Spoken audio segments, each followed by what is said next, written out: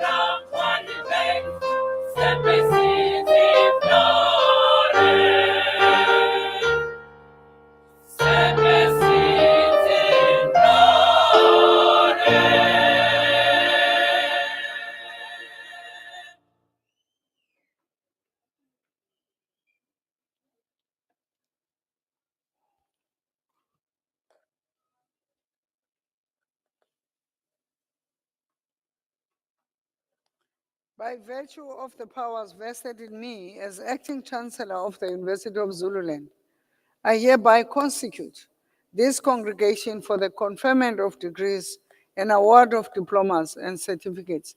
You may be seated.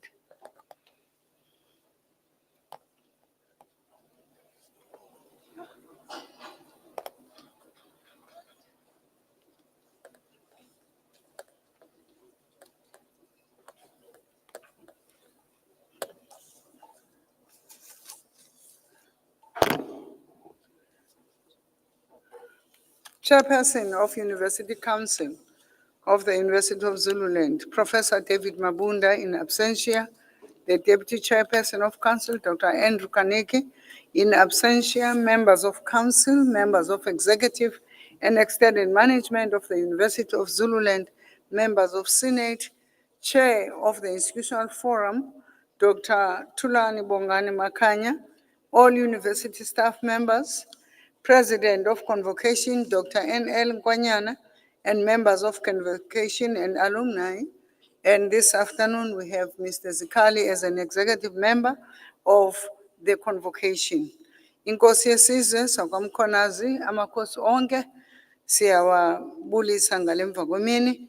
SRC President Aleta Zungu and your team, just to brag whilst I am greeting them, to say my SRC leadership has graduated during this week.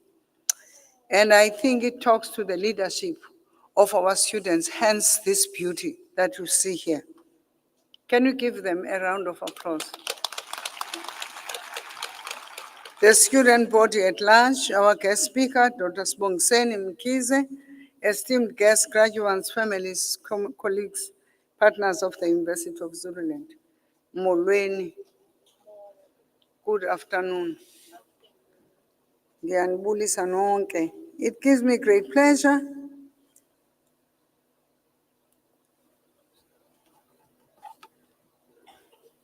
to welcome you in this annual joyous rite, where we commemorate our well-deserved achievements as graduates, parents, guardians, and university community, and all other stakeholders who work with us as we strive to fulfill the mandate that the society has bestowed on us.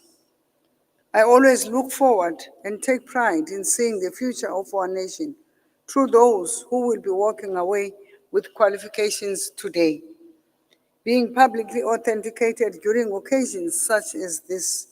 Indeed, in this hall, one feels an aura of collective electric excitement and exhilaration. To that, I also wish to join the ambience and say, Allah, Allah. Ngezisithuba, I'm going to ask the graduandi to stand up, take your metaboards off, and salute the parents for the prayers, the tears, the sacrifices that they've made for you to look so beautiful.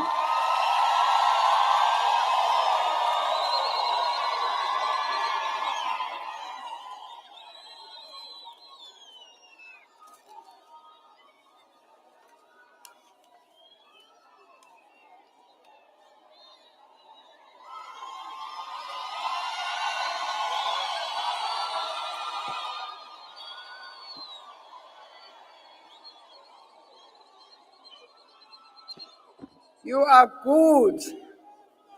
I was ready to say, remember some parents, bebe cross night, fasting and praying for you to be here today. So you've done well by appreciating them for the period that you have done this. I cannot help but reveal the dualism of a mood that is celebrative and contemplative. This twin state of mind I find myself in hinges around the notion of the trinity of time, which led me to come up with a theme of my talk, which is envisioning the future, the entangled time tree. While I was reflecting on the journey I have walked as an academic and as a leader of this institution, Up to this moment in time, I stumbled upon a piece of work written by Machona Dluwayo, who wrote, "Dear past, I survived you. Dear present, I am ready for you. Dear future, I am coming for you." I hope that's your song today. Dluwayo's words conjuncture up an idea of a non-biblical trinity, that of time, the past, present, and future.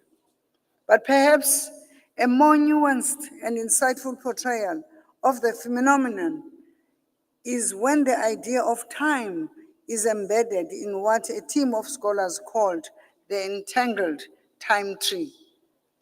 The scholars characterize the trinity of time using a metaphor of a tree as a way of thinking about or conceiving time from a place-based thinking, which is a mode of thinking capable of identifying active connections between versions of the past, present, and futures. The tree metaphor also depicts a multi-directional exchange between roots, trunk, and branches, which over time exhibit varying characteristics of well-being, functionality, and productivity. The authors state that the idea of an entangled tree is based on open code, acknowledging the interweaving of multiple ways of knowing the future, linked to multiple presents and threads of multiple paths. Rather than flowing from the right to the left, time is conceived as a tree with deep roots in the past, close quote. Those are profound words as we think about the temporal aspects of not only the story of this institution, but also, I believe, they resonate with our individual and collective life stories. Such words should foreground the process of envisioning as individuals or as collective. Against this backdrop, ladies and gentlemen, I now extend my invitation to all of us, especially the graduand, to walk with me through the past, present, and future imaginaries that have been features of this great institution. In so doing, I hope I will trigger, or it will trigger, important learnings, introspection, and prospective thinking from where you are to shape your futures in multiple but winning directions, much like the branches of a flourishing tree. These are the thoughts principles that have formed essential ingredients for envisioning and building UNIZU as we have today. I shall come back to flag their importance to our graduates because I believe this ceremony offers them a unique historical moment to formulate scenarios of their future selves. But first, I would like to share how these constituent elements of the process of envisioning played out in the story of UNIZU.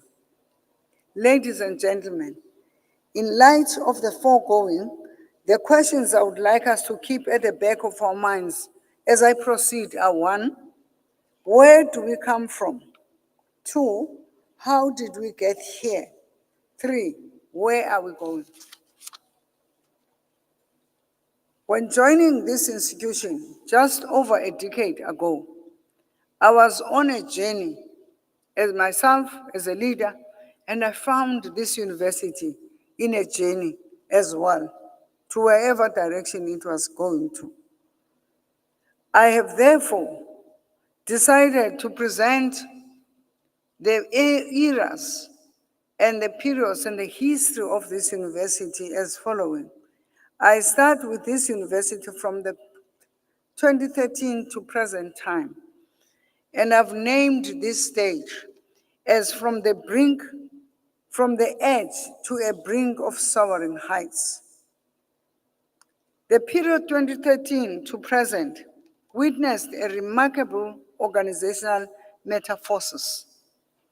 Allow me now to take you at a high level through four broad epochs of the recent Uni-Zulu history and how the envisioning of different futures based on prevailing challenges set the institution onto a groundbreaking path.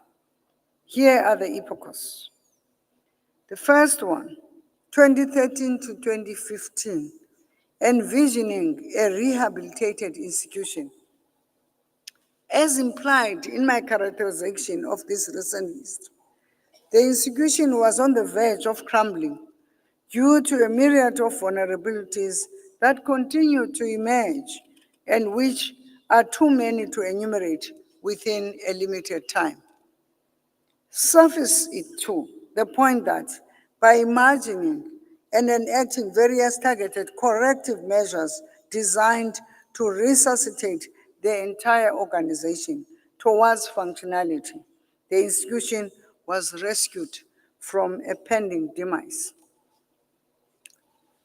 2014 to 2015, envisioning a renewed and fit-for-purpose UNIZUL. Given the pervasive dysfunctionality that has been managed to achieve stability, it became imperative to envision a renewed institution, free from the threat of downfall. The process entailed strategic organization-wide measures aimed at building capabilities to attain fitness for purpose in the delivery of its mandate.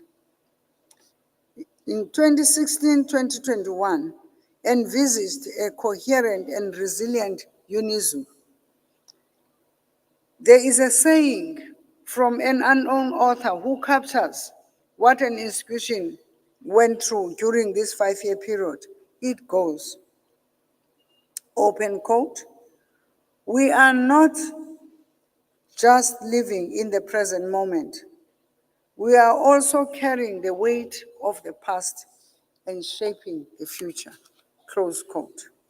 The story of UniZulu during these years attests to this reality. We witness threads that hold the trinity of time together in practical ways. After steering this ship following the turbulent past, we set about crafting a new vision designed to foster institutional coherence that would deliver consistent and meaningful contribution in South African society. To this end, many new offerings designed to enhance the university's relevance to the socio-economic needs of our country were developed and accredited. To mention a few, we are currently offering a SAICA-accredited undergraduate program called BCom Accounting Science.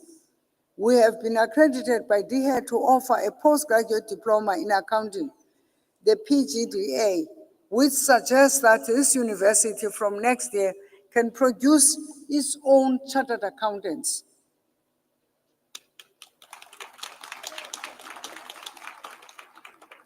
We have also, for this faculty, resuscitated and renewed our journey in terms of our offerings. It was shocking that a university like University of Zululand would not have social work degree. It is de-accredited. You've seen this morning, those that were here, that we have graduated so many of the social workers that are the pride of this institution in terms of the quality that we offer, in terms of the staff that are teaching in that program. We have revived the Faculty of Education by having all its programs accredited. Isn't that great? That our university is alive again. These included the watershed engineering programs, which accepted the first intake of students in 2021. With regard to the curriculum, the appearance of the new scarce skills offerings, observers felt that at last a turning point had been reached where the nation was witnessing a black university in a marginalized part of the country venturing into uncharted waters. Although at that time they could not have known what further strides would manifest, as I will share with you later. A great deal of optimism and positivity were generated. However, while all things were looking positive and we were born again as an organization, feeling were being nurtured, and I must add, successfully, the trinity of time phenomenon, which manifested in the entangled various and oppositional interests, with roots in claimed and desperate past and present stakes, conspired to unleash various degrees of maleficence. The institution was subjected to a constant periodic vicious attacks from different quarters. These range from sustained negative media to probe from some other statutory authorities of the time.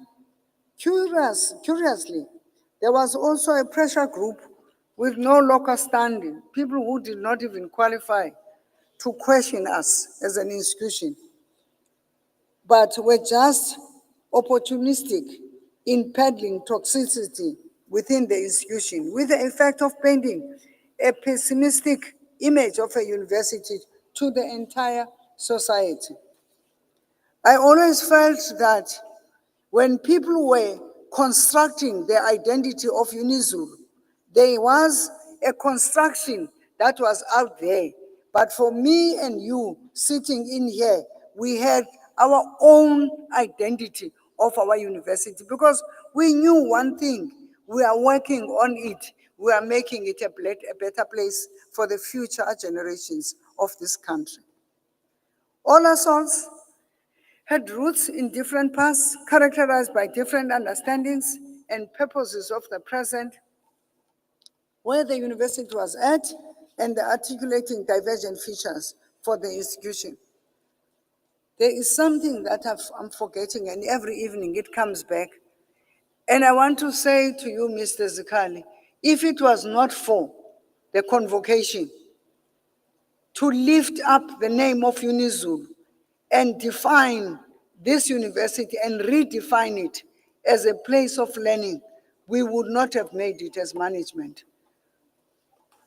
Because there is power on social media, there is power in media, whatever form of media.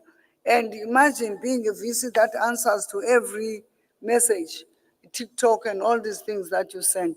But I thank you today for changing the narrative and possess your university as a university and as a place of learning and as an organization that is learning and a better place for the black child of this country. Thank you. Ladies and gentlemen, in case this morning, this afternoon, I sound like communicating a victim image, rest assured that is not so.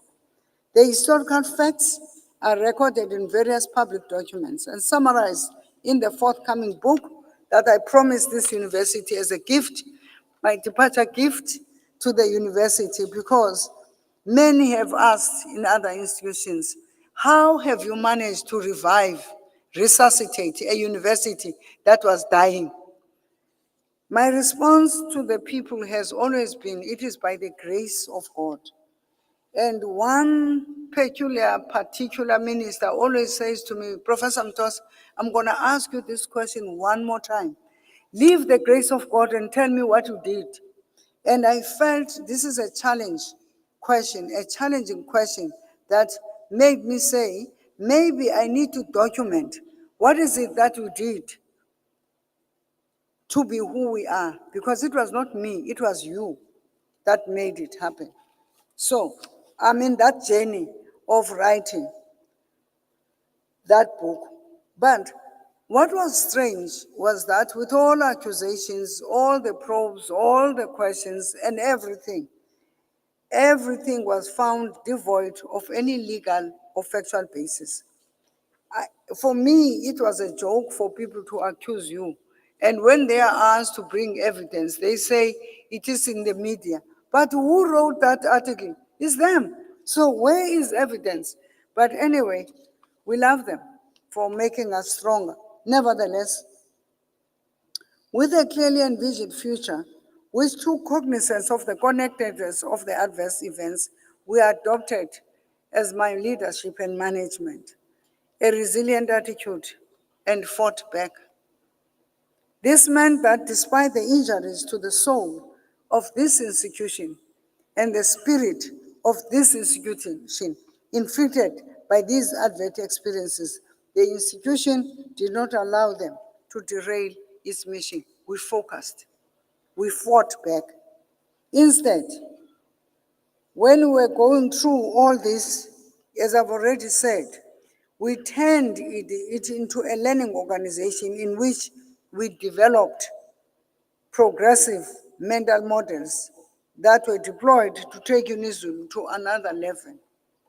In other words, although bruised, we became wiser. As Oprah Winfrey said, turn your wounds into wisdom.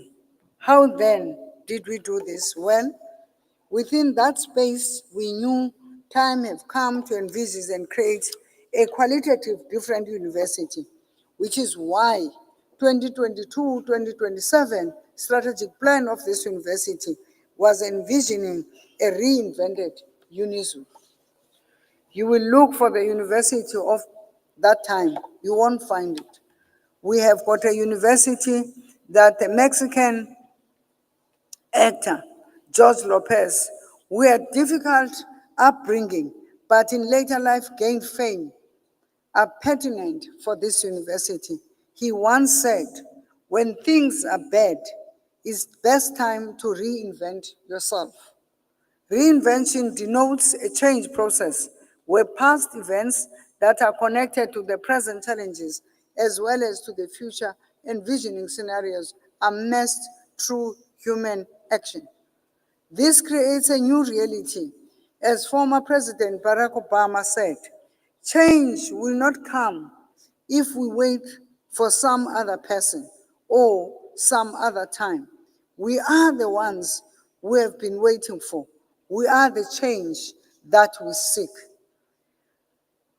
Obama's words, taking them to heart, we decided to move away from adopting a victim attitude mentality in the face of adversity, which we could have easily done given the incessant attacks as I've just outlined. As things turned out, the destabilization onslaught experienced in the years preceding and into the current 5-year period gave us an impetus of envisioning and reinvented university, which is qualitatively a high-order version of the current. Ladies and gentlemen, I'm excited as I'm about the level that we have reached as an institution and where we are going. Allow me, in the interest of time, to briefly highlight two overarching areas. One, we had to reflect and say, what is the idea of a university? What is the university? How do you define a university? Along with grappling and surviving the challenges outlined above, we became keenly mindful to the type of knowledge outcomes UNIZUL was producing. This thinking led to a deep engagement with the idea of a university, its purpose, relevance, resulting in a fundamental rethinking around the areas below. We had to ask ourselves the questions. Given the colonial apartheid history of this university, we asked, how do we understand and confront the mental and material violence of a system of education which has been transplanted from Western canons of what counts as knowledge? What is the use of that knowledge for our developmental needs as individuals and as a society? In the light of such questions, and buttressed by the hashtag fees must fall, students' campaign against the continued dissemination of alienating copycats from the West curriculum. We woke up from our slumber and created Vision 27, which talks to the University of Zululand being a node for African thought, is a meeting point of Africans where they will come as scholars, as thinkers, and define the kind of knowledge, the ways of doing as Africans. The key features of which to build a non-transplanted and authentic African university, which is a bastion of an engaged African scholarship, offering a decolonized curriculum that centers African ways of knowing. Thus, through this vision, we rose to the occasion of repositioning our excluded narratives. As Chinua Achebe stated, open quote, until the lion learns how to write, every story will glorify the hand. So we're writing our own stories. Now, the parents and guardians and any other person that is seated here is interested to know what achievements then have we made. I am proud to say that since the launch of this ambitious vision of 2022, a considerable amount of resources have been channeled towards its realization. As a result, by 2024 into 2025, faculties were seized to enacting a vision and mission as outlined above. We have also increased our knowledge production alongside a great deal of work which is underway, focusing on privileging indigenous ways of knowing. In terms of graduation statistics, in addition to transforming qualitative aspects, the vision also incorporates quantitative growth in qualified student output. And this morning I said, not only did we dream of qualified student output, we knew that if our staff is not ready and our staff is not qualified, we will not achieve what we hope to achieve through quality that we produce for our students. Hence, these professors sitting here, many of them, when they came to UniZulu, they were wearing black gowns. We did not go so tenguqumsi bungumxhosa uzifake phakathi uzijike zibebomvu. No, they had to work to make this university what it is. Look at them. The one that is wearing black, if you see any black gown here, next year, come back, you'll find that person in red. That's the spirit. So, let me tell you what is the total number of graduates and graduands for this year, 2025. We have a total of 3,816, of which 3,253 are undergraduates, 389 are honors, 121 are masters, and 53 doctorates. Hayi bantu umona mawuphele endlini. Hayi hayi hayi hayi hayi hayi hayi hayi hayi hayi. Hayi hayi hayi hayi. This is it. Anibona ukuthi sesifikile. Sesifikile. We are proud and very much appreciate the sterling work that the faculties are doing, as well as the hard work our students are doing. I would like to further applaud the 2021 class of engineering students, whom tomorrow I'm elated to say they will be graduating, and 19 of them are graduating tomorrow. That's our first intake of engineering students. Not only that, they are all employed. Look at us. So, congratulations and well done to my academics that are working so hard for us to be proud. Expansion of curriculum offering was matched with an accelerated refurbishment of infrastructure that is built at the university. To this end, university built an engineering building in Richards Bay. If you're coming from Richards Bay, please look not for the Richards Bay campus of UNIZU, not that it looks bad, it looks good, but look for the engineering building. You will see what it looks like. And these have assisted us in getting or towards getting accreditation for our engineering programs. We also, as part of developing infrastructure here, a new student residence comprising of 442 beds was completed, along with the refurbishment of Madiba student residence. A facelift and a refurbishment of Richards Bay Lodge was also completed. Thanks to our council for the support and the university that has been hard at work.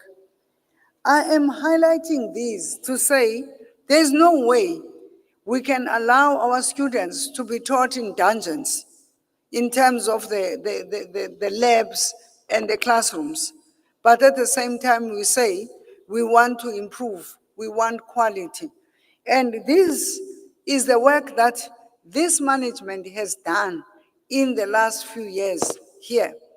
This university, the history of it and infrastructure, no one that laba bantu bathi kusengoye la should agree with me that for decades, more than two, I am ashamed to say 3 decades maybe, there has never been one new building erected in this building, this university. Neither have we refurbished the old buildings that we have, but now we are on the journey of making sure that we look like a university. We define and construct our identity as a university. I am so proud and thankful to my colleagues that are working hard to make that happen. Graduandi, you might not have heard what I was saying the whole afternoon, because you are dreaming. Is she going to give me a hug when I get there? How am I going to walk across that stage? When is she going to shut up so that I get my degree? All these things. I can't stop them. Your mind is running. But let me give you a part just for you to say, I've heard 3 things, she said, and I'm going to summarize them as follows. For you to exercise your own imagination. 1, the construct trinity of time provides a useful framework for envisioning your futures. 2, to comfort in the fact that despite the entangled nature of the trinity of time, if your envisioning is so grounded, and I always say it can only be grounded on something, for me, is my spiritual being. It will always yield results. I've never trusted God and He failed me. I don't know where and what you are grounded on. If you have not found it and you are graduating today, look for it. It's been looking for you. God has been longing for your soul and your spirit. So get grounded and you will see you will yield positive results. Remember, your future imaginaries will reveal numerous possible pathways, some of which may look attractive. Zikhona izinto ezikhangeleka zimenyezela zinhle, you go for them and they take you to another direction. Please don't be attracted to things that do not matter. Just like branches of a tree which grow in different directions towards some spaces which may not sustain their survival. Number 4, place-based thinking. Thinking from where you are offers you a promising opportunity to go for a future path towards where you will thrive. Just imagine it. I've always said, if you cannot imagine where you are going, you'll never get anywhere.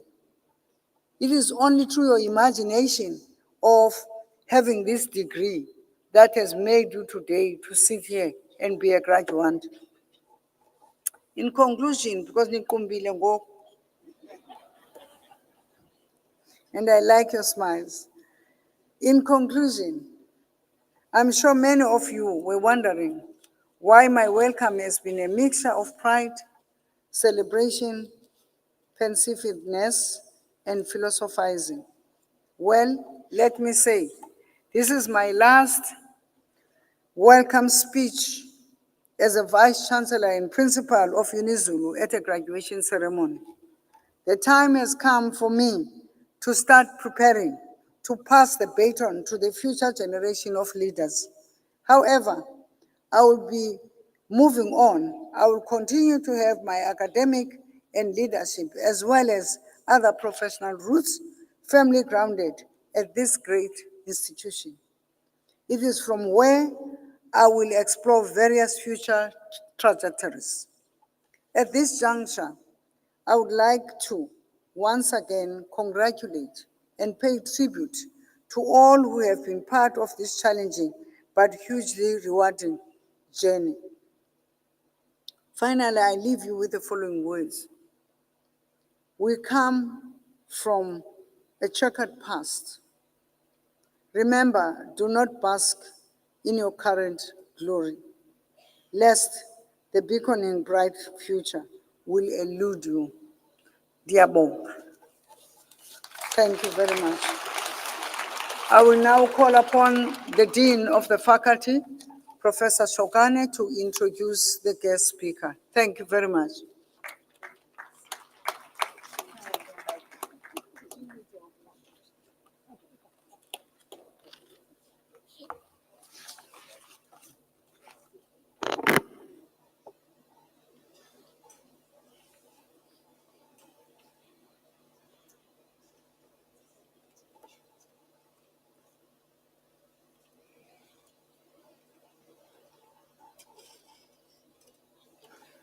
Acting Chancellor, I have the honor to introduce our guest speaker, Dr. Sibongiseni Mkhize, who is the Chief Executive Officer of the South African State Theatre in Pretoria. He was previously the Chief Executive Officer of Robben Island Museum and the Market Theatre. Prior to this, he held the position of Chief Director, Cultural Affairs in the Department of Sports, Arts and Culture, before which he was a researcher in cultural anthropology. Dr. Mkhize holds a bachelor's degree in arts and Bachelor of Arts in Honors and a master's in history from the University of KwaZulu-Natal and a PhD in history from the University of Witwatersrand.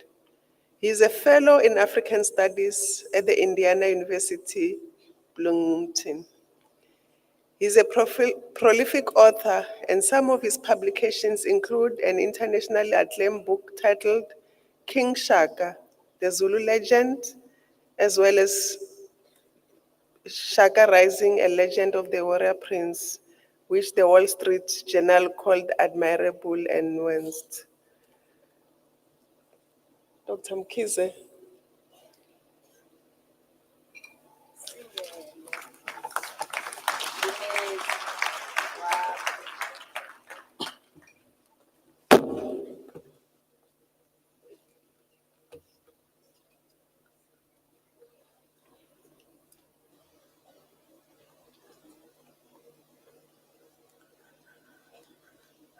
Vice Chancellor, Professor Mtose, Deputy Vice Chancellors, Dean of the Faculty of Humanities and Social Sciences, members of Council of the University of Zululand, present this afternoon, President of the Convocation of the University, members of student leadership, graduates without whom we would not have gathered here this afternoon, parents, guardians, and all the esteemed guests who have graced this occasion. I'm deeply honored to be standing here in front of you today on the 8th day of a month in which we celebrate and honor those who founded the Organization of African Unity in 1963. I am conscious of the weight of the task that I've been asked to perform this afternoon, because I join a select group of extraordinary individuals and scholars who came from diverse spheres of the humanities and social sciences, who have been invited to deliver keynote addresses at this momentous occasion. Thank you, Vice Chancellor, for taking a historical perspective. You have made me comfortable because I'm a historian by training, and you will hear from time to time that I fall back on lessons that I've learned as a historian as my way of sharing my journey, sharing my knowledge, sharing my experiences with the graduates of today. I think we also share something in common, that we have both served 2 terms in our respective positions. I'm also at a point where I've informed my council that it's time to move on and explore other avenues. Also, what makes this day special for me, Vice Chancellor, is that it's actually the first time that I've been invited to deliver a keynote address. And what it's even more special for me is that this university captured our imagination as we grew up as young people in the rural areas of KwaZulu-Natal, because it represented educational and academic excellence. It was always a special moment when a person from a village is preparing to take that journey to Ongoye. I did not even know where it was, but it was one of those places that you feel like you know where it is because of its impact in our communities. As a historian, I cannot resist to mention also that I'm invited at a time when also this university is celebrating, I think, more than 6 decades, around 65 years of establishment, and as Prof has captured the epochs of this university, I'm proud that at this moment I'm standing here to deliver this keynote address at a venue that is named after one of the Zulu monarchs, which is also a testament to the resilience and the dynamism of the university, which was beautifully captured in the Vice Chancellor's speech. I also reflected on the fact that this year marks 10 years since the rise of the Fees Must Fall movement, and that movement led to the kinds of changes and transformation that was beautifully articulated by the Vice Chancellor, more especially when it comes to the Africa-centered education, and I think for a university like this, also taking into account its location. In crafting or in writing my speech, I've resisted the temptation of just repeating what is written in my CV. I thought, let me find other ways of telling my story without telling my story, to try and motivate and inspire the young graduates. And as it has already been pointed out, I come also from a rural community called Mpendle. I'm not even sure how many of us know it, because I remember when I was growing up and studying in Pietermaritzburg, whenever people made a joke, they would always say, I don't think that I'm from Mpendle, which means it was something that people looked down upon. And I think that's what drove me to say, I want to show them that we can actually compete with the best in the world. And I think I've done that. In organizing my address, I've also reflected deeply about some of the issues that Vice Chancellor was talking about issues of integrity, empathy, humility, accountability, and excellence, because that is what my journey has always been about. And those actually form the building blocks of what I'm going to be talking about. Because I'm thinking that as most of us will be either exiting the university, people will be joining the world of work. And those values would be critical because they need to anchor us wherever we go. It's even more important at this moment because the world is facing a very difficult time. It's in a frightful state of flux. We all know what has been happening in America with all the geopolitical developments. There are all those also very worrying developments between India and Pakistan. And I think that calls on us as the students of the humanities and social sciences to find ways of making sense of what is going on in the world, the ways of knowing, as Prof was talking about. So, and as a historian, I always look back and said, well, looking at the way things are now, we are actually being taken back to 1933, which was the time of the rise of fascism and totalitarian states. But humanity has always found a way of being resilient, has always found a way of being triumphant during those difficult situations. And people from the humanities, the scholars, the social scientists have always found ways of also capturing those in writing. I remember in 1989, the fall of the Berlin Wall and the Cold War. There was a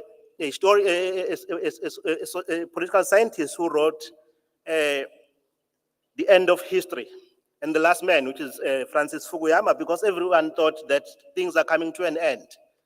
But they never came to an end. In fact, about 20 years later, he wrote now about the evolution of nations. But we must also be conscious of the fact that I think authors have always grappled with the transformation. And I'm happy that even in South Africa at the moment, there's a lot of literature coming from social scientists and people from the humanities, which are pointing to the resilience and the dynamism of humanity. One can name, for example, Professor Wiseman Nkuhlu's book, A Life of Purpose, Nonkululeko Gobodo's Awakened to My True Self, and Professor Tiniko Maluleko's Faces and Phases of Resilience. And actually what the Vice Chancellor was talking about is also around those people who, despite the odds and adversities, found a way to triumph, which is what has gone through with this university. As I sat and reflected on the speech, I was reminded that most of the students graduating today, especially the undergraduates, began their university journey at the height of COVID-19, and to find themselves navigating a difficult way as matriculants, and then joining university either 2021 or 2022. And the world was different. The world was enveloped by a very threatening pandemic, but the spirit of positivity carried us through those difficult times. And I salute all of you, especially the people that are undergraduates, for having gone through that very difficult period. And Vice Chancellor, I also always go back to what really has taught me over the years to be where I am today. The reason why I'm always obsessed with doing good is because of the lessons that I learned from the people that have touched my life over the years. One of them is something that I learned what not to do. I always wanted to share this story, but I've never had an audience that was willing to listen.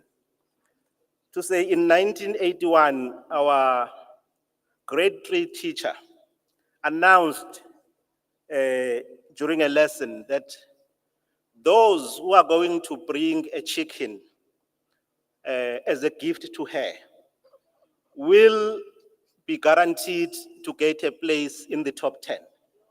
And I decided not to do anything about it because I thought my space was secure. I could not believe when I was number 9. And it really hurt me for many, many years to say what the laws of reward, the laws of merit, the laws of appreciating hard work, how do they work? Well, it took me a long time, but it was a good lesson, Vice Chancellor. And also another lesson that I learned while I was at school was with my high school, my high school history teacher, who warned us in 1989 that as South Africa was transitioning to a new era, there will be difficulties because the state will be more inclined towards prioritizing sciences and commercial subjects at the expense of the humanities. And that meant that something called moral education, which we didn't even know what it was, will affect our society, and we will find more and more people being found wanting because of their failure on the integrity test. And I don't have to tell anyone what has been happening or remind you, because we have really found ourselves in that situation.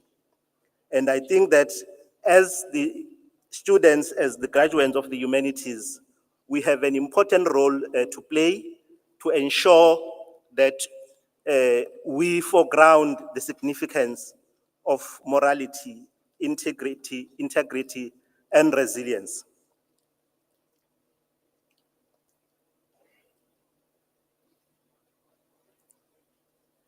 I think also what is also important to note, Vice Chancellor, is that as a country, we have really gone through a very difficult period, especially in the early years of our democracy, to look at how best to craft this new nation, and we have been found wanting. And recently, I've came across a book by Professor Achille Mbembe, which actually captures the moment that we are in when he speaks about brutalism. Actually, brutalism is not about physical torture, but brutalism is about how we use the laws and how we use policies to entrench inequalities, how we make it difficult for some sections of our society to access the health system. All of those things, they put together represent what he calls brutality. I've also reflected, Chairperson, on the value of the humanities in terms of how we could go about turning things around.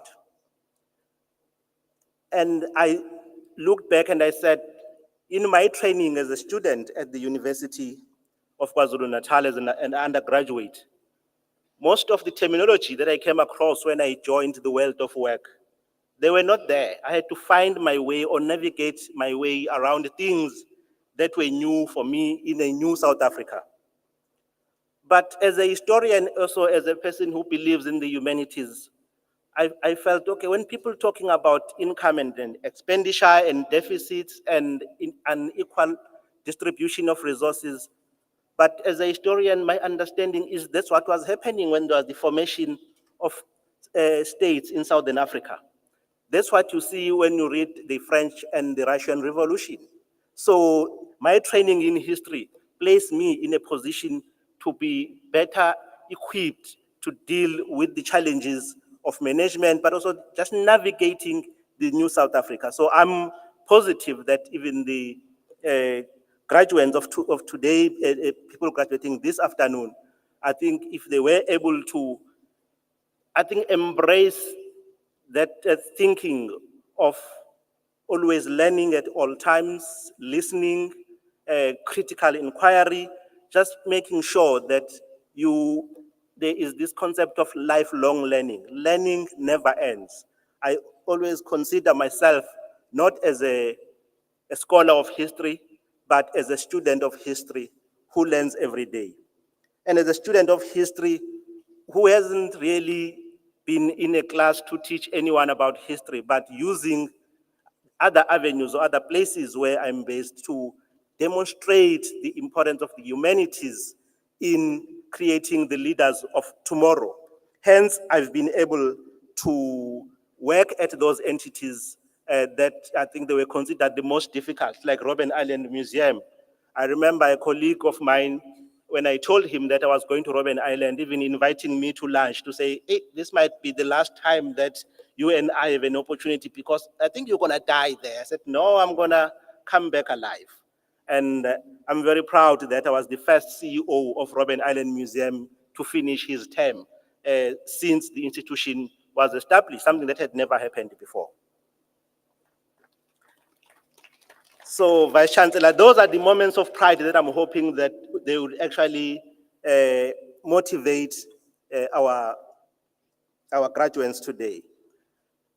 I think as I move to closure, I've already touched on what are the important things when it comes to navigating this very complex world, navigating our environments when it comes to the world of work, but also how we should be behaving or conducting ourselves in society, because most of us, as we exit at different levels, we might find ourselves occupying senior positions in our workplace, in society, and also being appointed to boards. Always remember that that's a position of trust. That's why there is always something called a fiduciary responsibility. It's a place where you are trusted with somebody's assets, with the taxpayers' money. And I think that is what has guided me and saved me from all kinds of temptations. Like the VC has pointed out earlier, that there are always easier and quicker ways of doing things, but they are not necessarily the best ways of achieving what is good for the society. And what I've also thought, chairperson, I'm used to chairpersons, Vice Chancellor, is that I would like my colleagues or the graduates to also learn from the people within their communities. One of the people who really inspired me many years ago to think about integrity, honesty, was a traditional healer from Emandeni called Kekeke Mtetwa. I happened to interview him for a project. And he was already in his 80s, and he would talk to me, and at the end of the interview, he always said, always do the right thing. Make sure that your conscience does not betray you, and make sure that you sleep peacefully at night. And that was a person that never went to school. And those are the things that really made me realize that you don't only get wisdom from those that are educated, but also those within our communities who are builders or community builders and nation builders without having achieved academic qualifications. I think the last point that I just want to, not to highlight, but just to say to the graduates who have received, especially the doctorates and their masters. I remember when I went through that journey, it was very frustrating, very lonely, very tiring, but extremely rewarding at the end. Not that I was rewarded with anything other than, because I did my PhD for fun. I'm one of those few people that just wanted to prove a point, that even a person from Mpenza can get a PhD.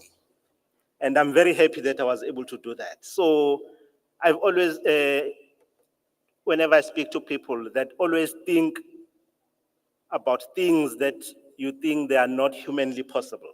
Always stretch your imagination. Every day of your life, you must imagine a future that I would like to be at this point or at that point and at that time, and who do I need to walk this journey with me? And it will happen as long as you make sure that you do it with honesty, with integrity, with humility, but also be prepared for the fact that as you navigate your journey, especially those that are going to be in the academic field, even myself, I sometimes find people challenging me on the basis of the fact that I'm not an academic, I don't work at a university. But I think that's part of the journey of when you are doing research, you are writing, you are engaged in critical inquiry. Those things do happen. And those people who have acquired their masters and PhDs, it's not the end. It's actually the beginning of a new chapter. But also what is important for all the graduates today is that this is not the end of your relationship with the university. It's the beginning of a new chapter, and there will be plenty of ways of ensuring that you continue your association with the university. And I'm hoping that with all the things that I've said, or the few words that I have said as standing here, someone out there will take a lesson or take something that would really help them navigate this very complex world. Once again, Vice Chancellor, I would like to say thank you very much for inviting me. I feel honored.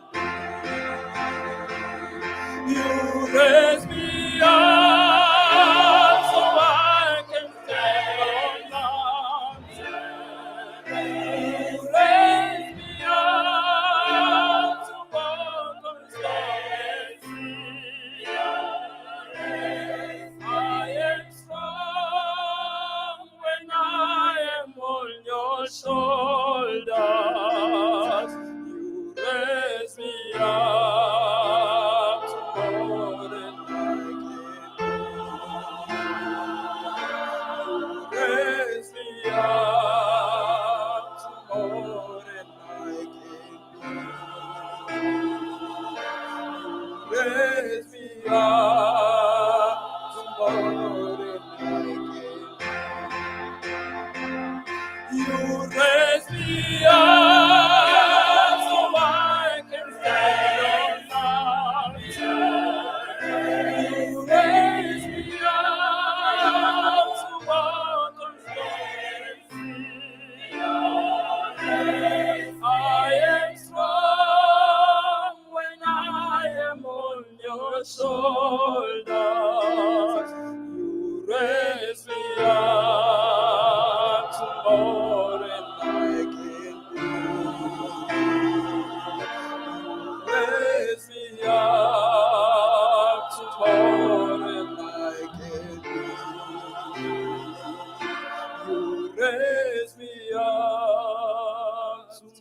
foreign I care.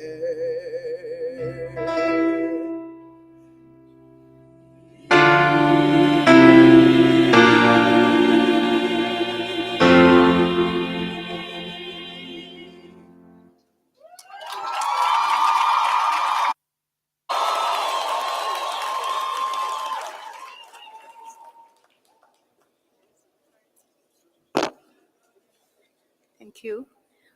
Honored guests, we shall now proceed with the conferment of degrees and the award of diplomas and certificates. I request the candidates to take their positions.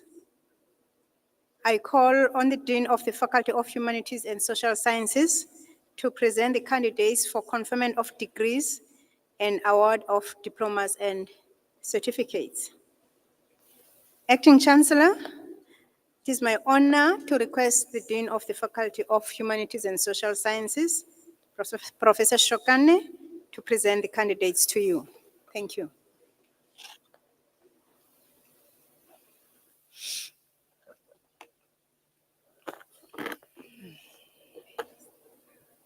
Acting Chancellor,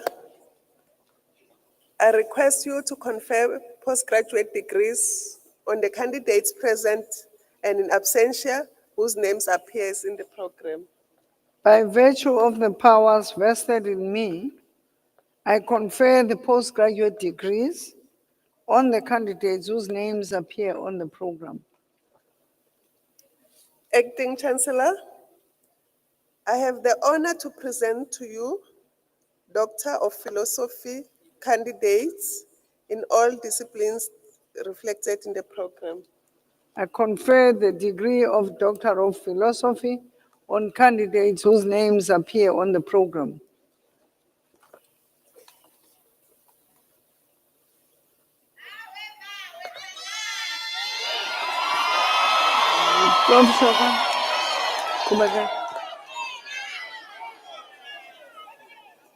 Patrick Pepelo Zubane.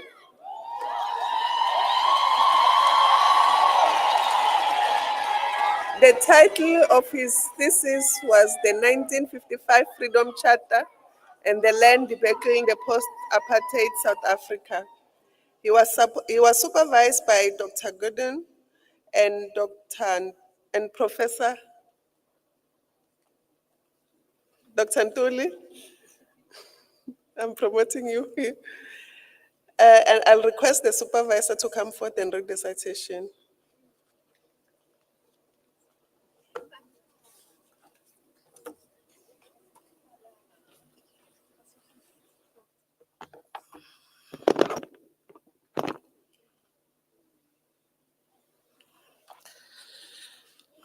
This thesis examined South Africa's prolonged struggle with land reform and its relation to the enduring legacy of the Freedom Charter. Despite the Charter's vision of equitable land and wealth redistribution, the study found that South Africans continued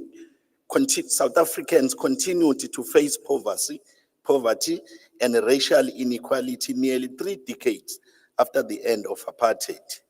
A central factor contributing to the failure of transformative land reform was identified as the government's reluctant or inability to expropriate land without compensation, which has allowed the white minority to retain control over the most of the land.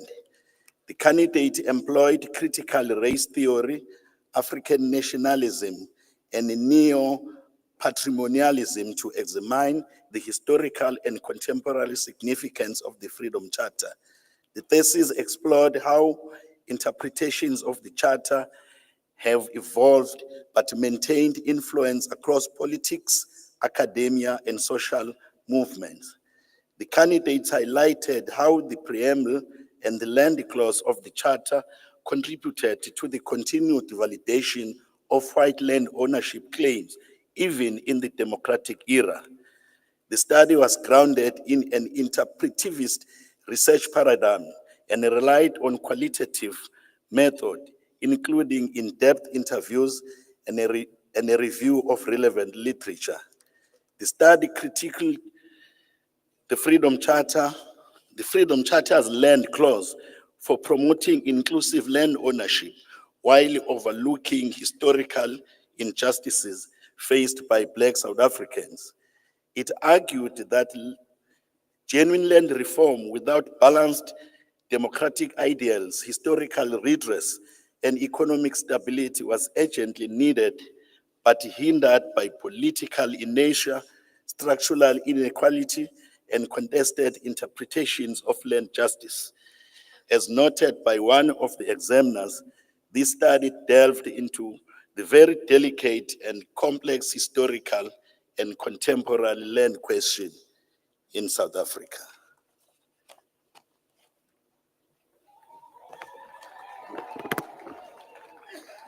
Acting Chancellor, I present to you Patrick Pepelo Zubane.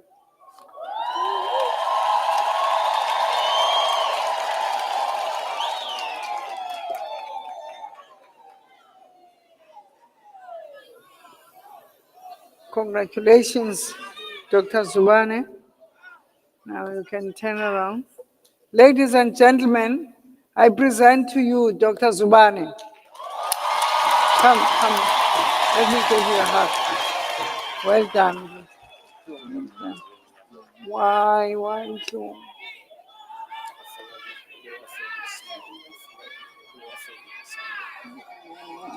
Amen. uNkulunkulu akugcine.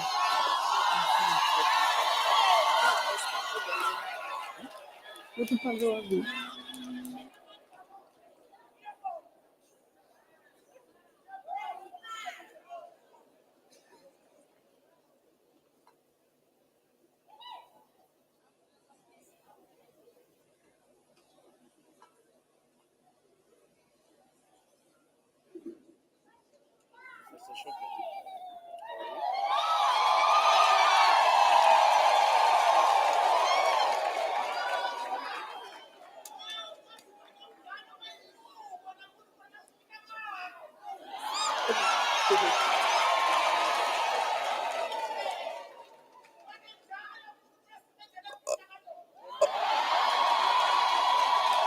Oluwafemi Sunday Afolabi.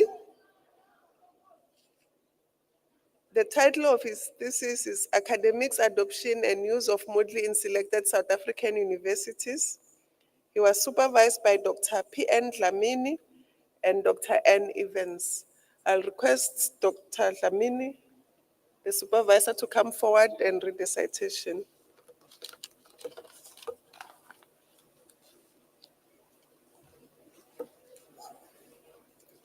This study investigated the adoption and use of Moodle by academics at universities in KwaZulu-Natal during the COVID-19 pandemic.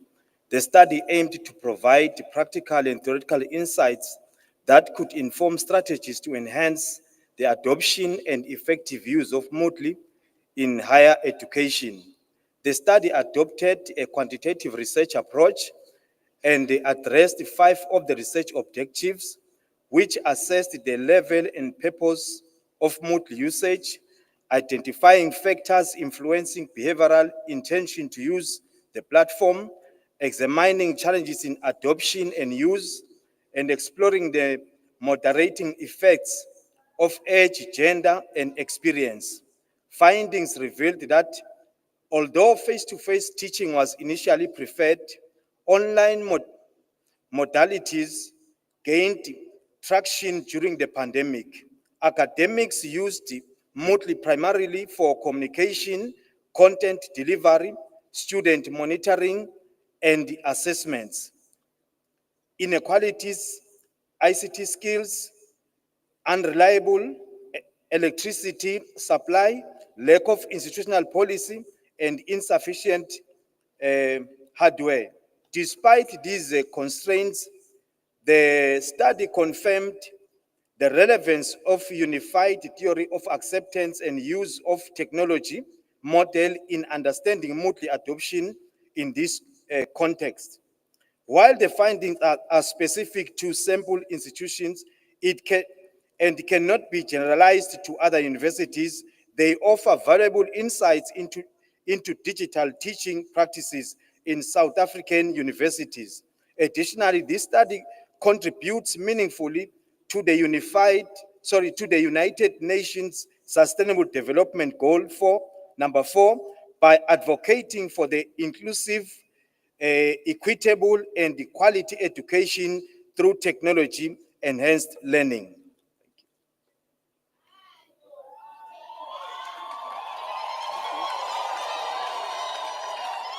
Acting Chancellor,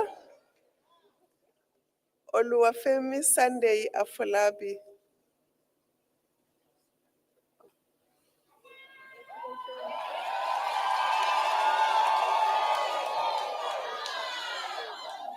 Oh, Dr. Ofolabi, congratulations. Change direction, look this way. Ladies and gentlemen, I present to you Dr. Ofolabi. Well done.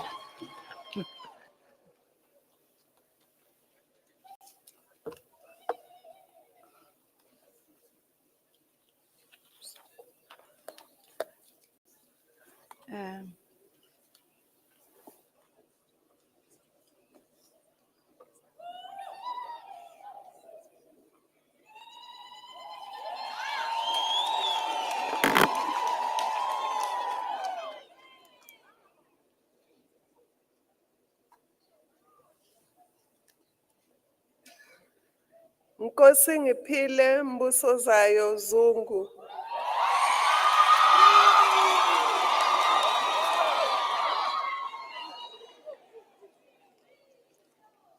The title of his thesis is Analysis of Cybersecurity Research in Africa from 2013 to 2022, an Infometric Study. He was supervised by Professor D.N. Ochola. I will request the Deputy Dean of Teaching and Learning, Professor Gianne, to come forward and read the citation.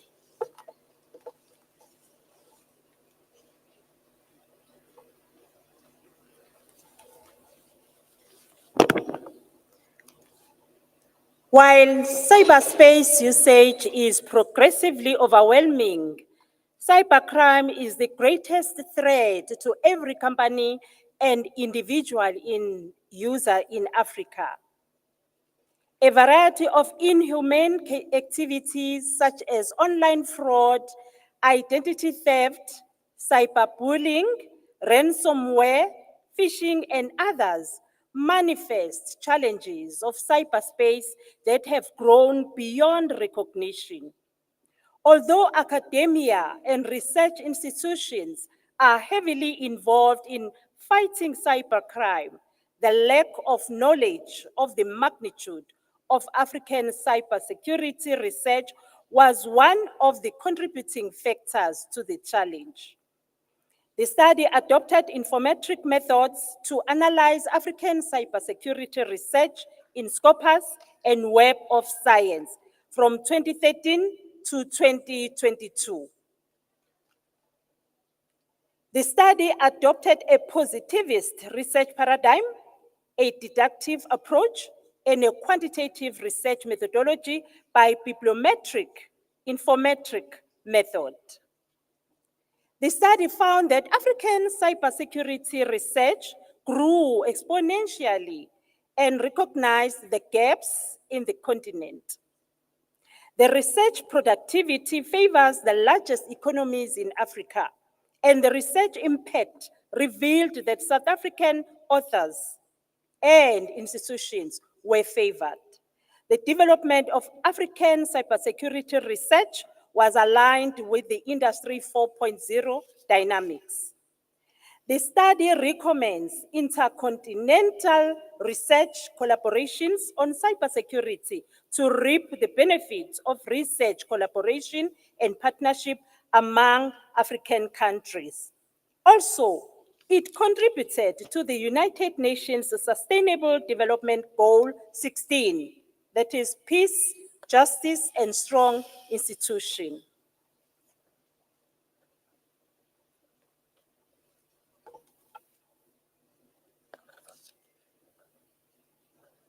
Acting Chancellor, I have the honor to present Nkosi Ngiphile Mbusozayo Zungu.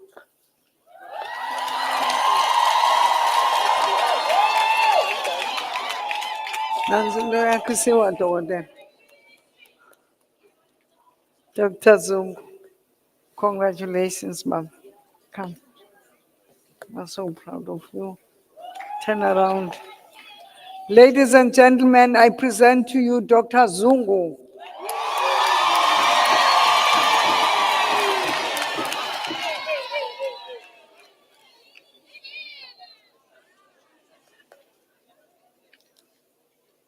Taiwo Aderonke Idou in absentia. Confer the degree and congratulate Dr. Ido in absentia.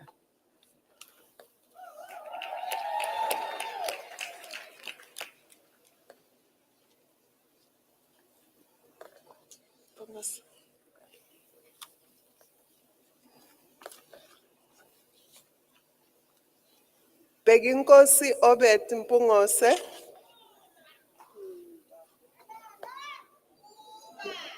His thesis was entitled Public Libraries, Readiness to the 21st Century Service Provision to People with Disability in Gauteng and KwaZulu-Natal, South Africa. He was supervised by Professor G.V. Giane. I'll request the supervisor to come forth and read the citation.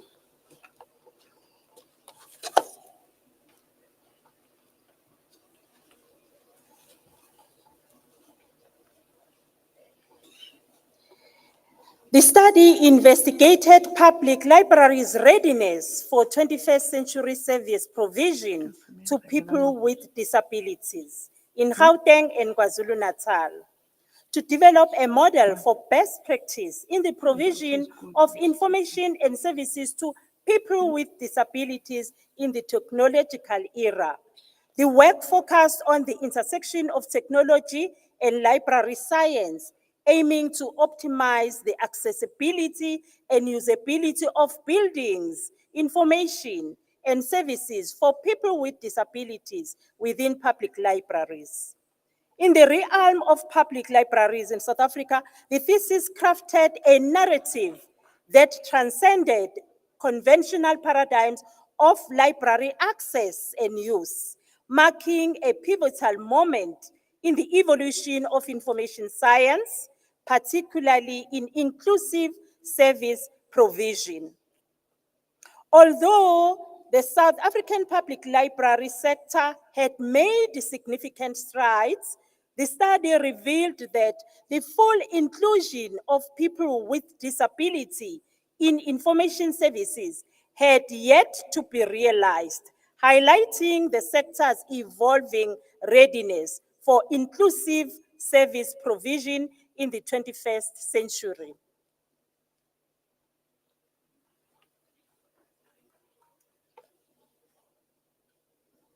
Acting Chancellor, I have the honor to present Beginkosi Obet Mpungose.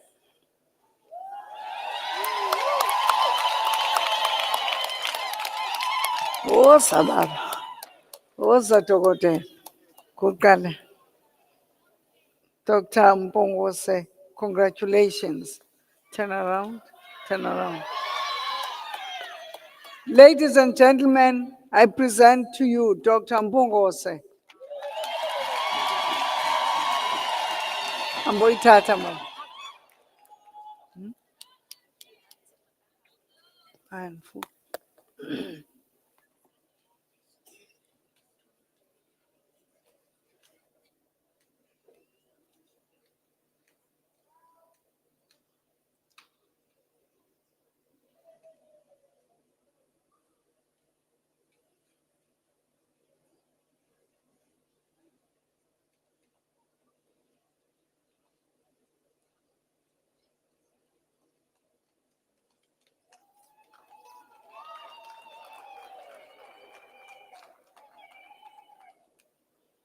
Acting Chancellor, I have the honor to present to you candidates for Masters Masters of Arts in all their respective fields.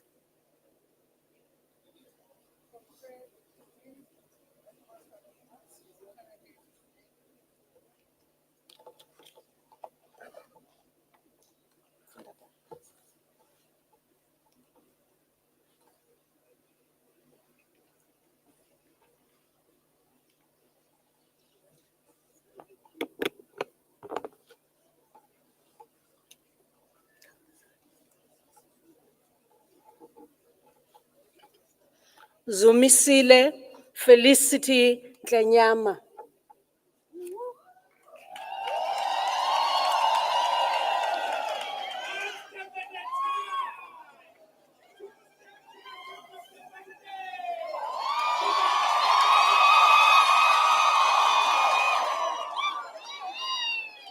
Talente Mlungisi Diela.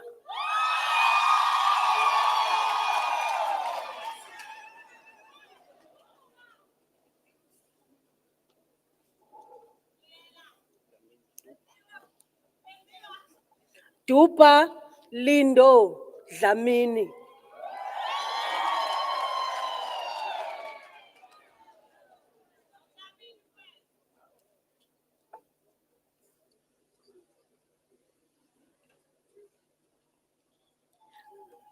Andile Kanyile.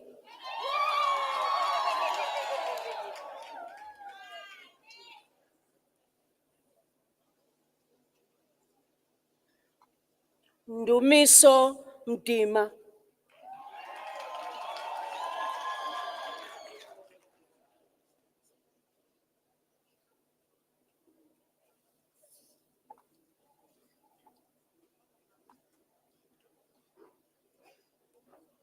Sipho Richard Ncube.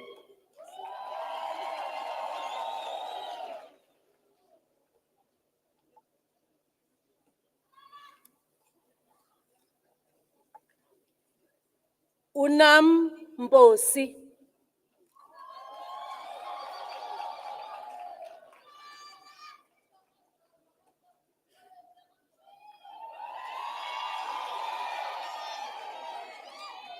Nothando Zungu.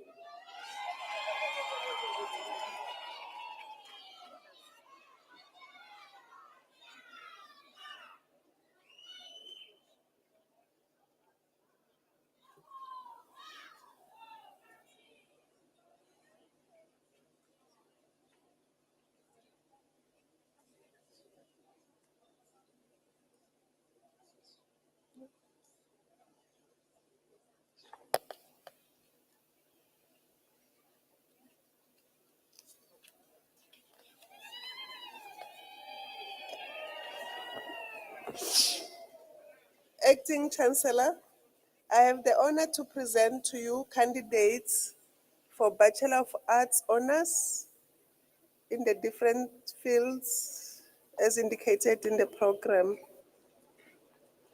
I confer the degree of Bachelor of Arts honors on various disciplines on candidates whose names appear on the program.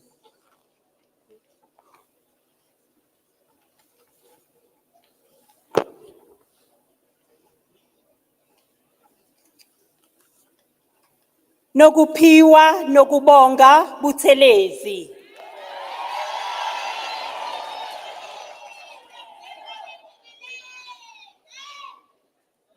Congratulations, Nokpe. Pilasande Tonto with distinction. Yes, Apila San. Hey, Aufune hug, young man. Congratulations for your distinction as well.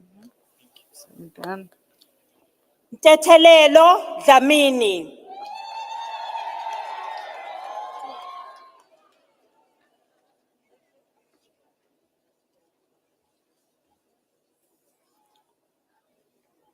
Nokwazi Duma.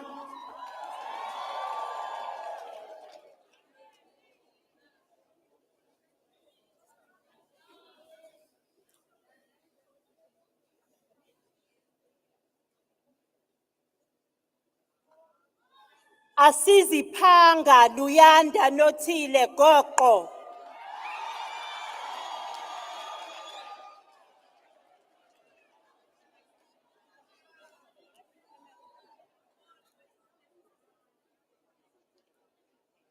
Mandisa Pinky Kunene.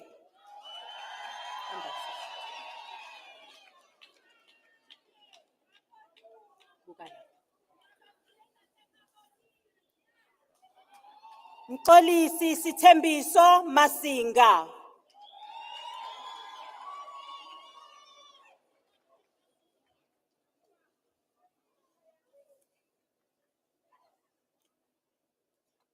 Ngebo Treasure Mlambo.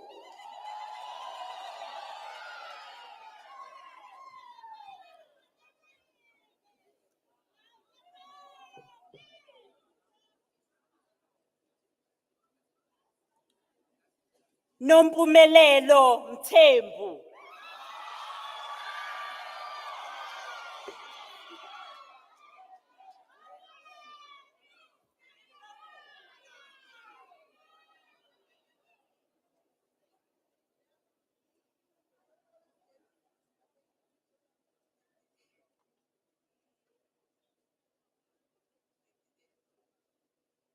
Avumile Jacqueline Ngwenya.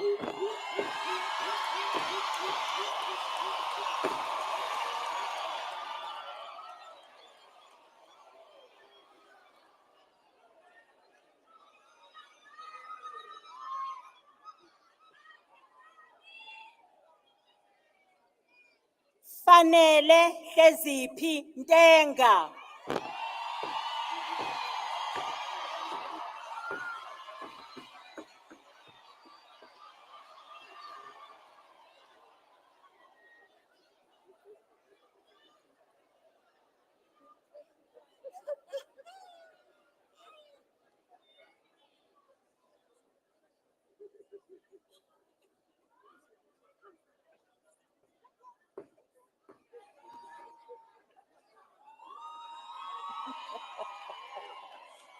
Londiwe Ntombifuthi Ntetha.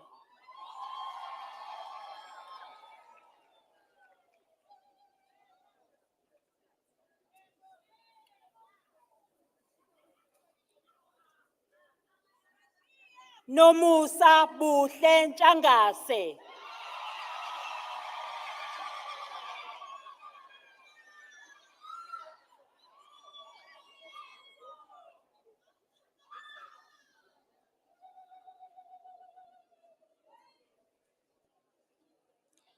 Nokwanda Khanyisile Tuli with distinction.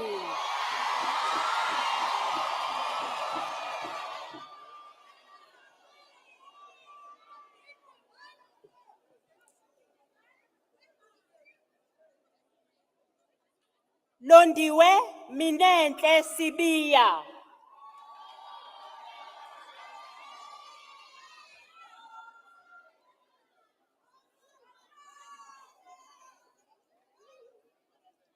Nonkululeko Naledi Sibaya.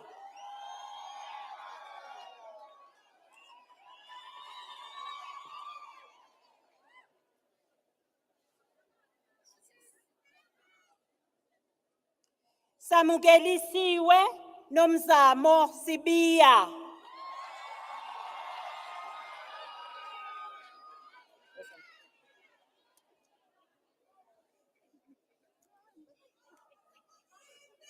Sithethelele Lulama Sithole.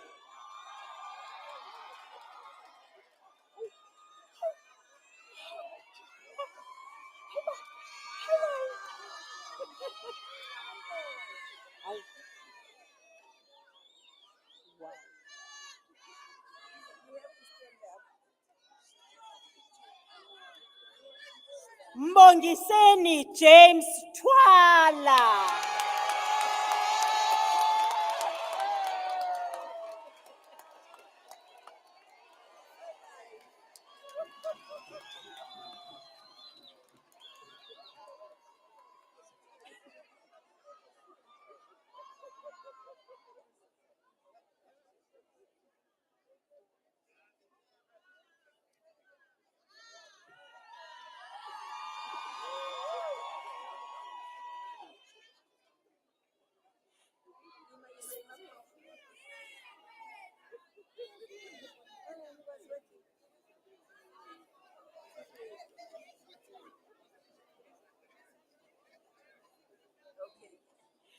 Siphesihle samkelisiwe Khoza.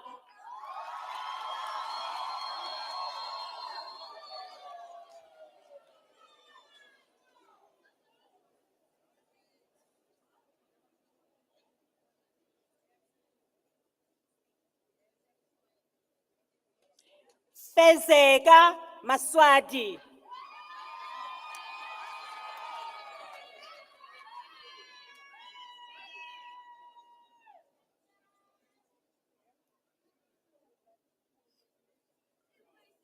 Sipho Ntshangase.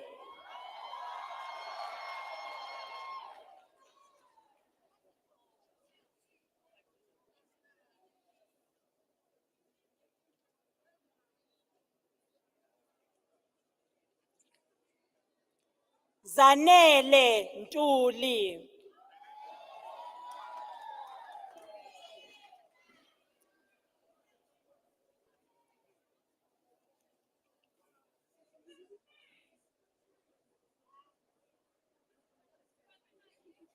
Kwanele Kethukuthula Zondo.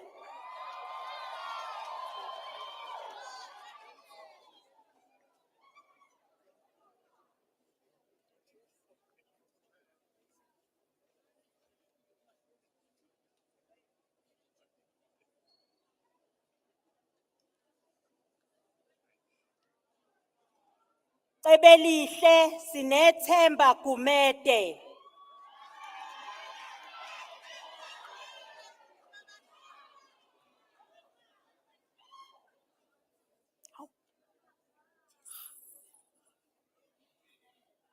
Kulani Yulen Mabasa with distinction.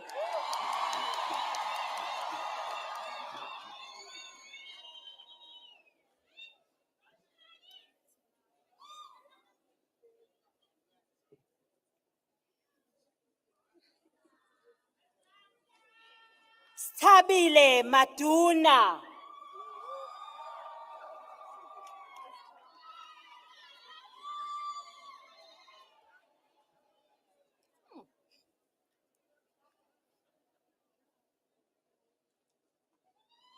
Thembile Akhona Magwanyana.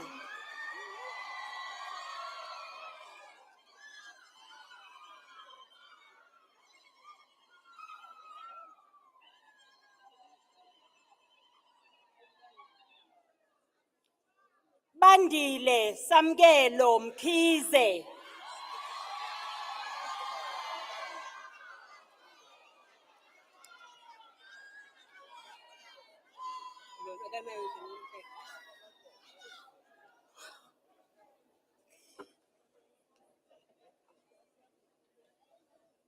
Ntombi futhi Ziyanda Mlambo.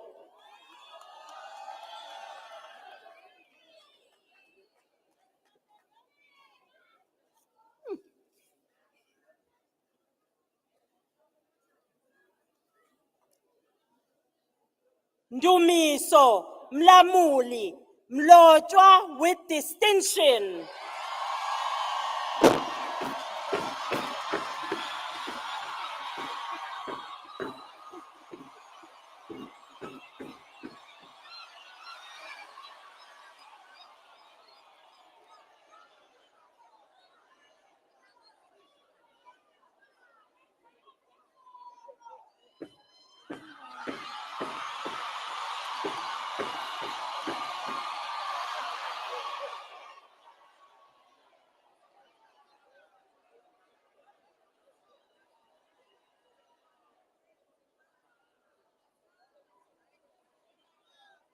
Nonkululeko Siphelele Ngcobo.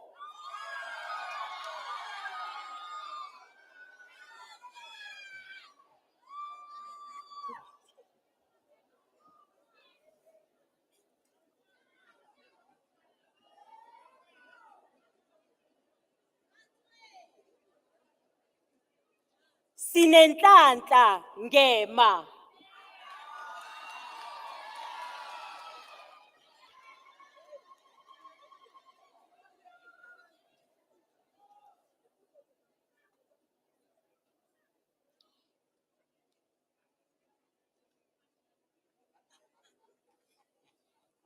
Simi kahle lamulile Ntombela.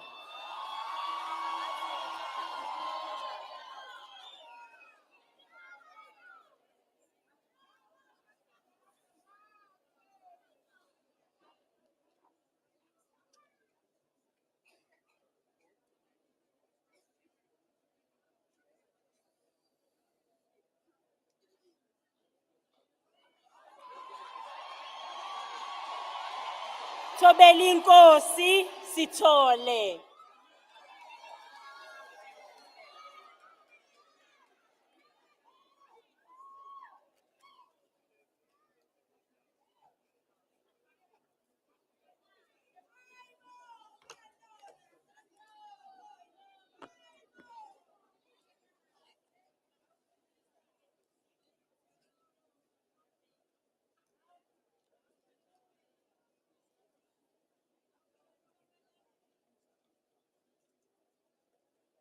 Acting Chancellor, I request you to confer the degrees and award diplomas and certificates on the candidates present and in absentia whose names appear in the program. I've conferred the degrees and the award of diplomas and certificates on candidates whose names appear on the program. Acting Chancellor, I have the honor to present to you candidates for Bachelor of Library and Information Science. I confer the degree of Bachelor of Library and Information Science on candidates whose names appear on the program.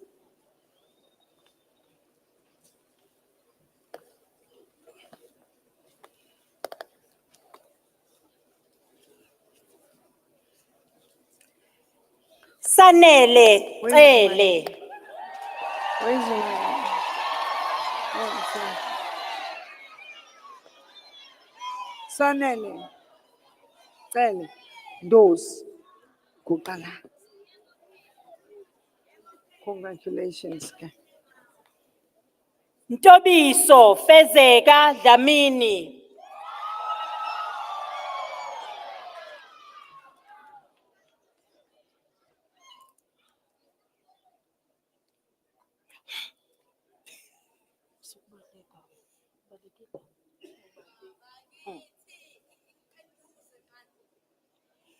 Sibonisiwe Dlomo.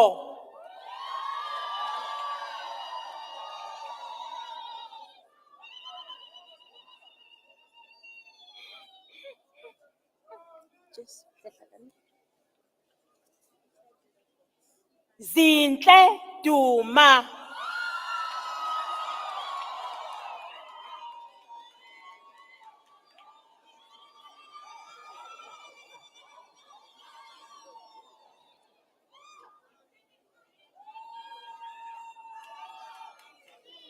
Ziningi Dida.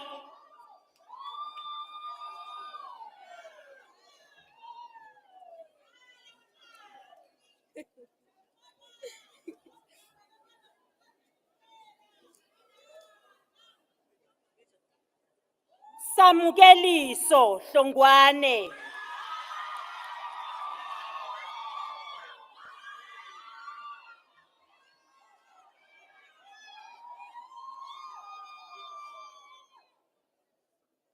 Asemahle owami Khumalo.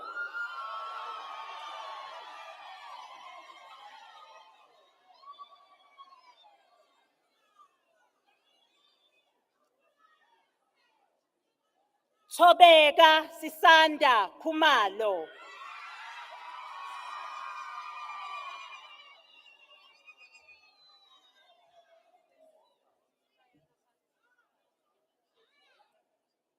Busisiwe Khuzwayo.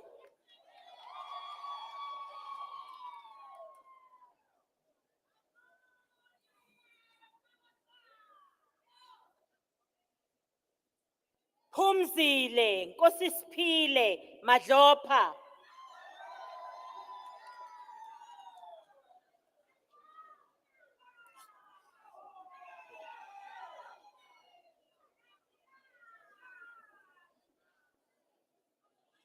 Mnqobi Masuku.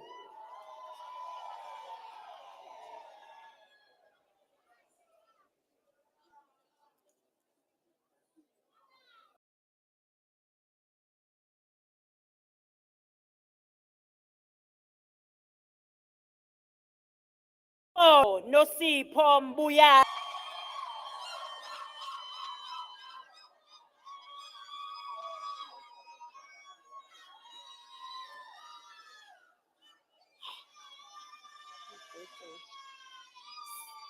Siyabonga Saziso Mdletshe.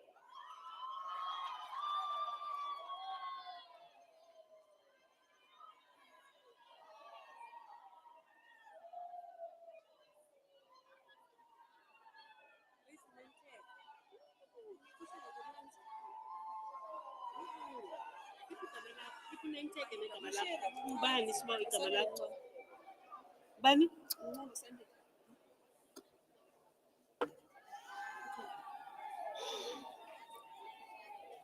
Sandile Mngwango.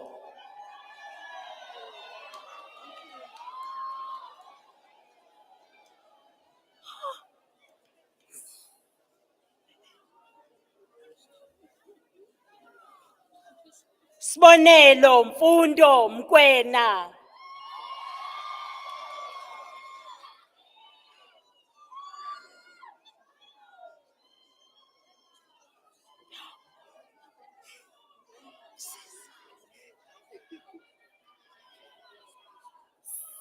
Samukelo Queen Msezane.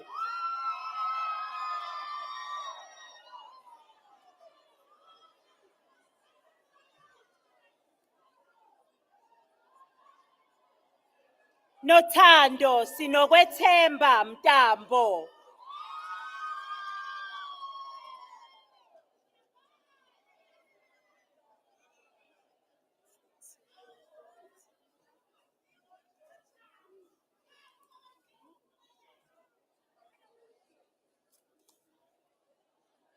Phumile Kwanele Ndlazi.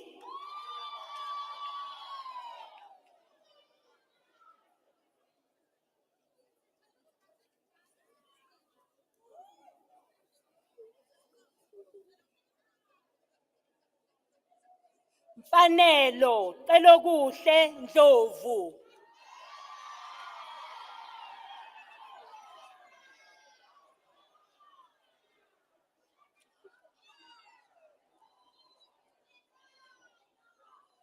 Nokwanda Gcinokuhle Ndlovu.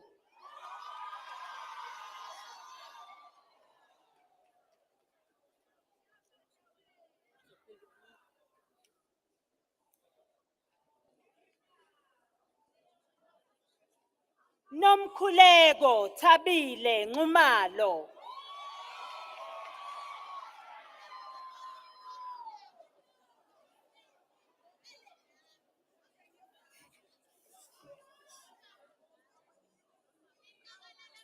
Zethembiso Sigwaza.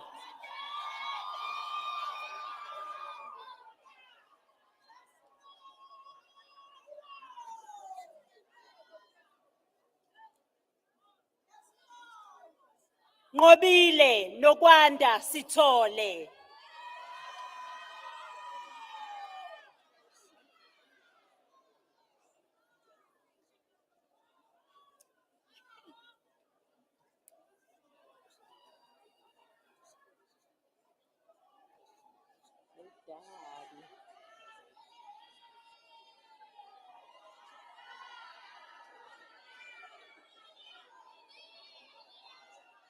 Andile Nobuhle Xulu.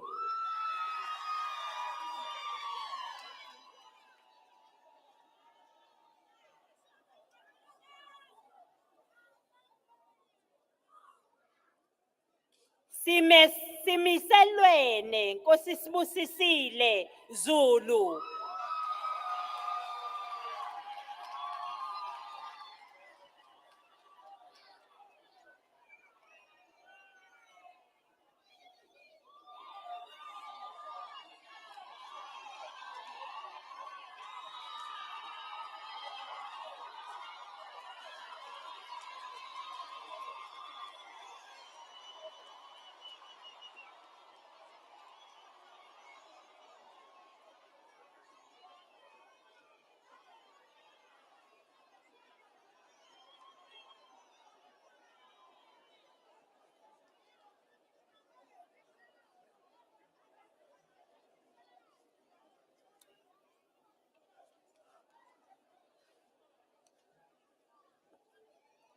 Acting Chancellor,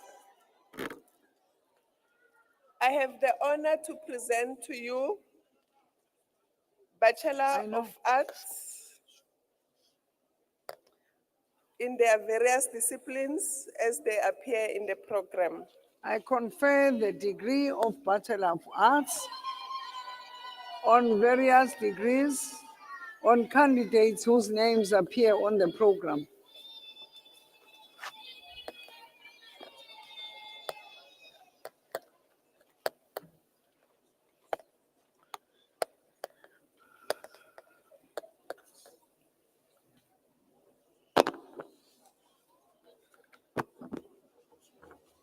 Under the graduandi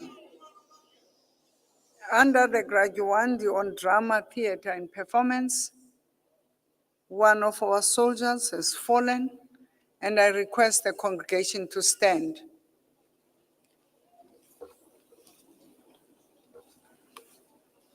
I'm going to ask us to pray for this family, not a moment of silence.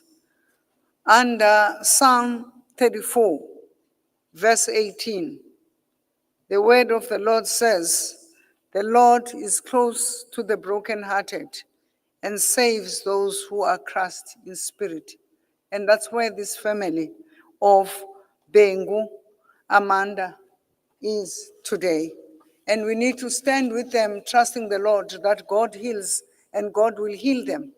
At this moment in time, we remember our sister, Amanda Bengu, who should be here today and graduating with us.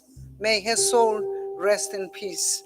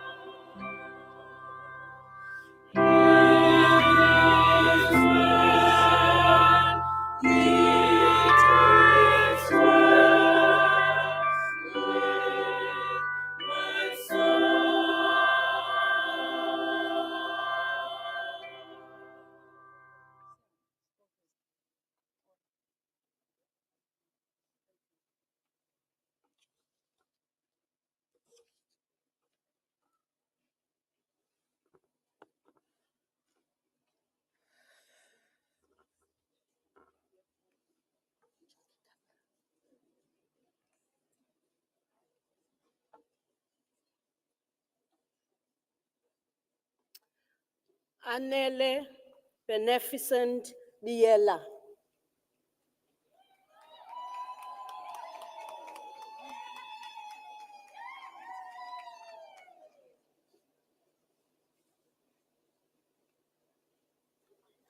Sabelo kwenza kwenkosi Buthelezi.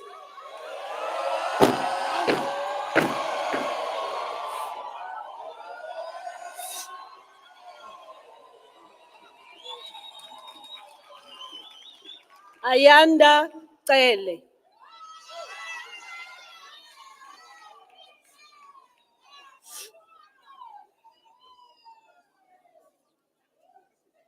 Zwakele Sihle Dlamini.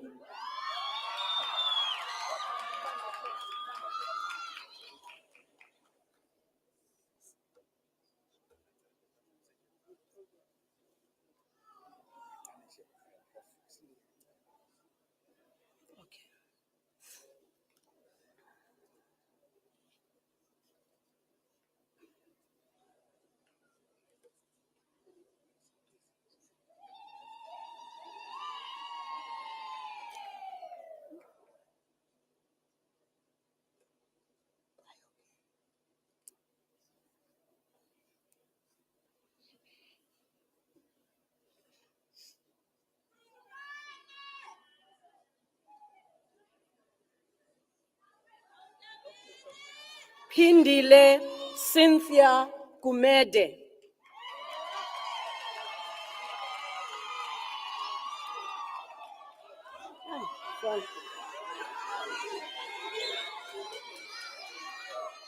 Xolani Siphelele Gumede.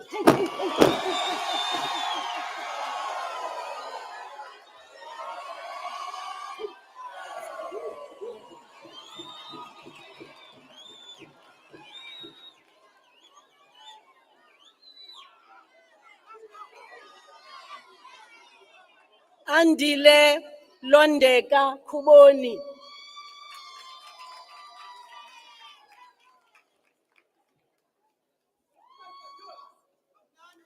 Sabelo Lindokuhle Khumalo.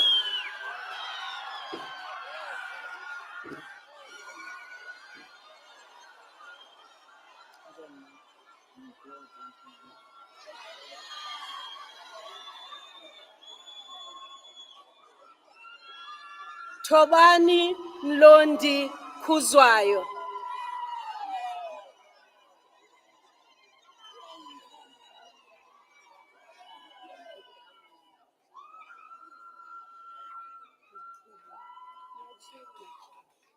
Rilibonile Machili.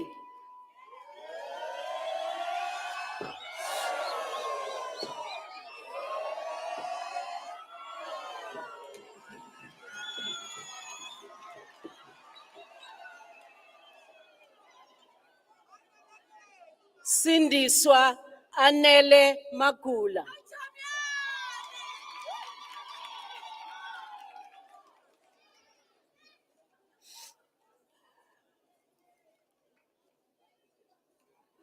Nokwanda Nomfundo Makanya.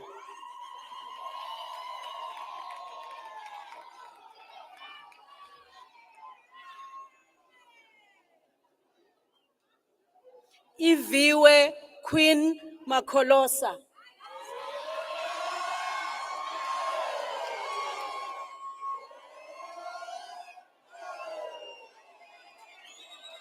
Sizakele Menze.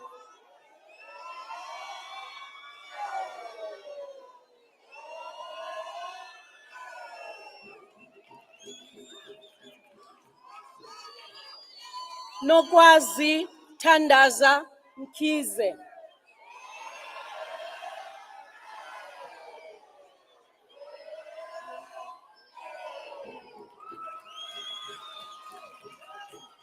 Sphelele Ngwango.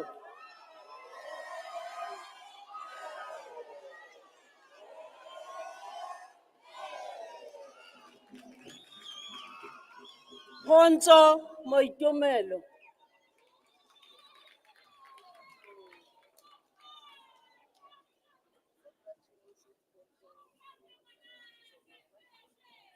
Sandile Mnambika Msweli.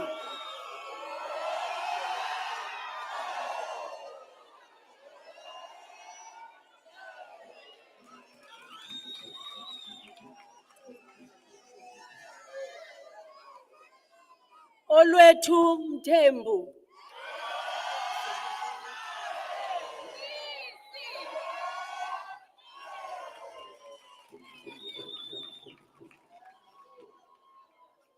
Nontokozo Sebenele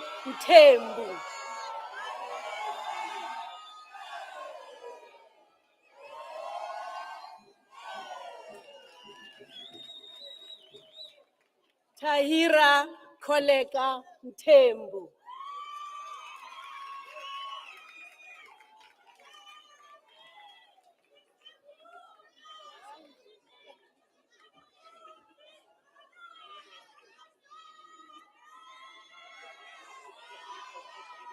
Thobeka Nolwazi Mthembu.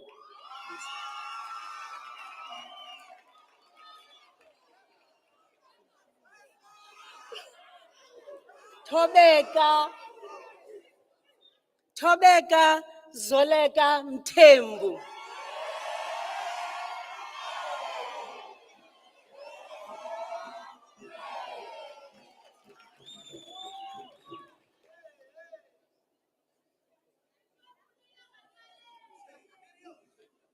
Sbahle Anele Mtshali.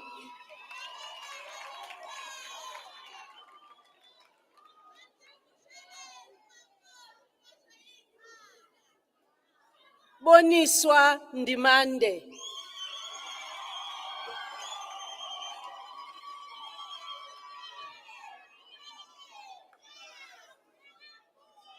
Not Nothando Ndlovu.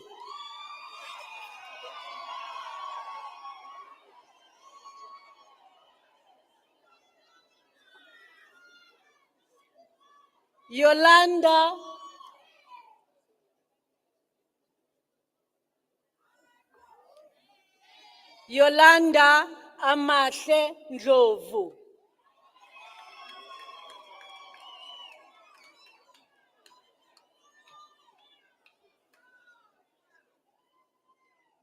Lizwi lenkosi Mbongeni Ngcobo.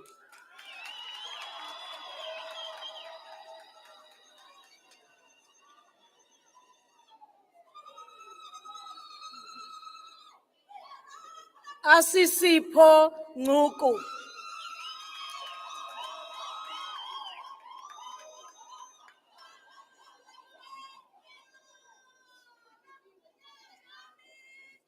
Xoliswa Zothile Ngubane.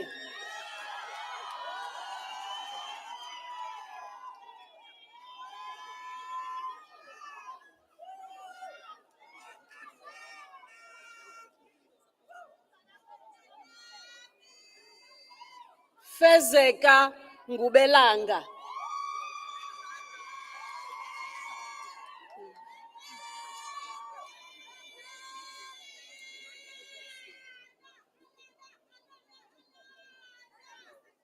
Ntuthuko Siphamandla Nkosi.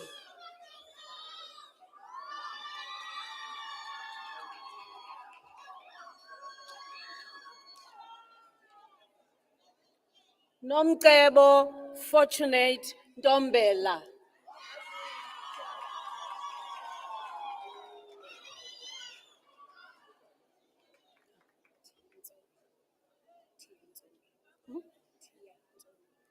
Tia Nzomi.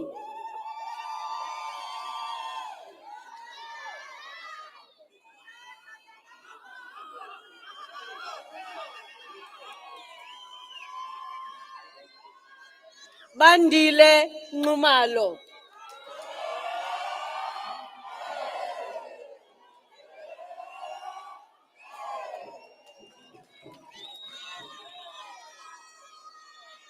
Sphokuhle Qinisile Nxumalo.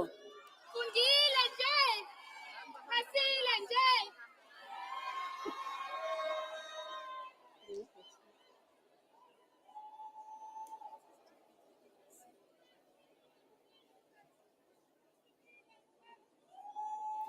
Nokwanda Nandipha Nxusa.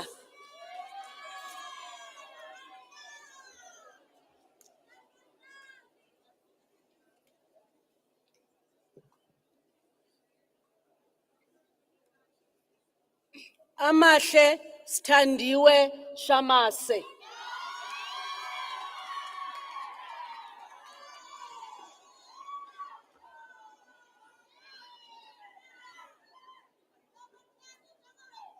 Portia Smith.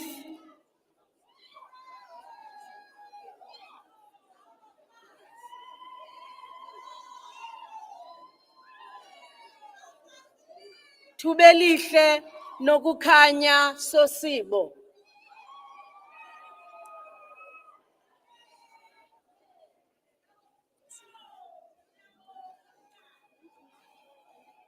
Nduduzo Thabiso Thethwayo.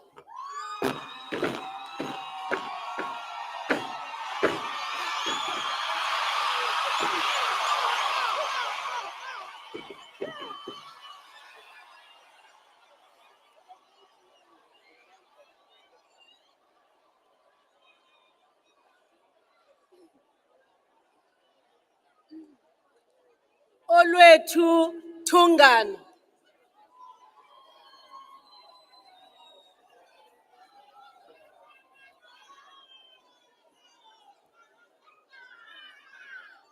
Sikhulile Sabelo Zulu.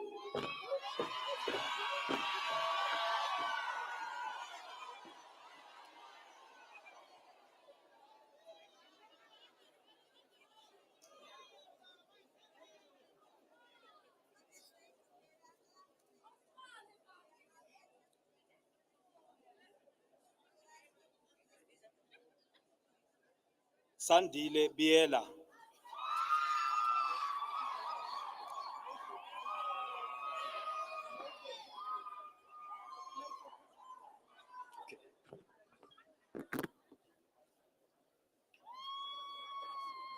Tobile Olga Dlamini.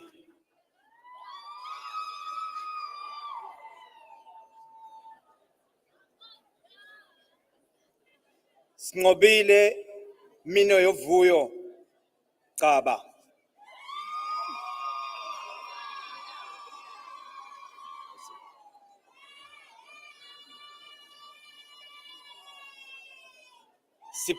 Sipesihle Kabaza.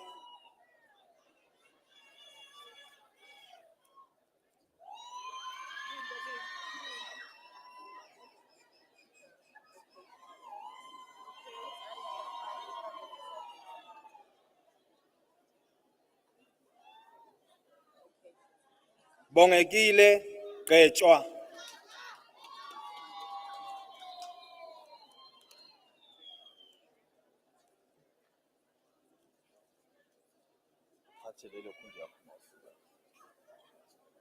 Isiphile Mafuna.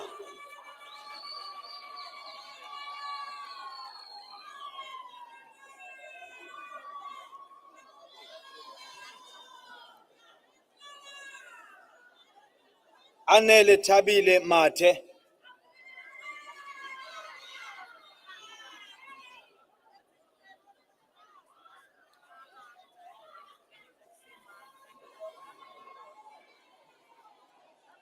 Nokwanda Minenhle Mathonsi.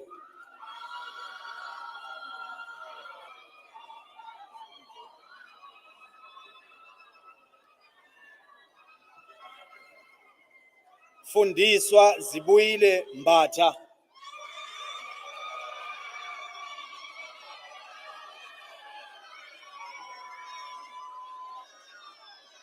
Buhle Nomthandazo Mthembu.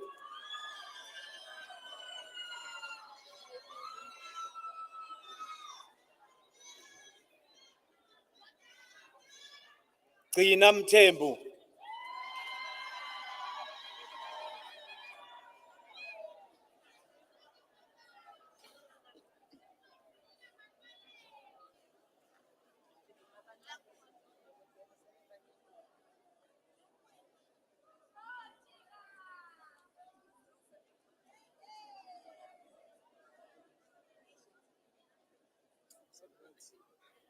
Nhlakanipho Goodman Mthembu.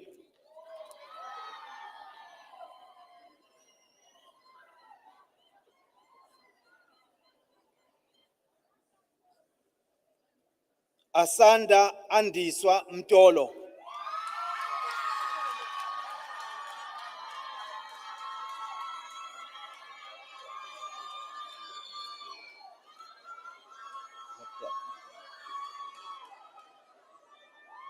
Nokulunga Amanda Ndebele.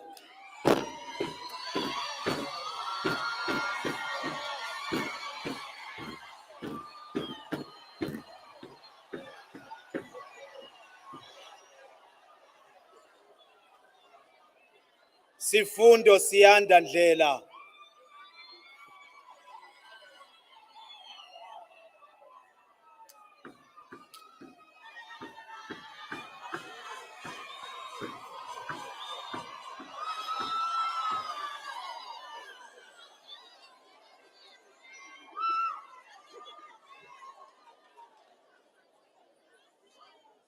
Sithokozile akhona Ngobese.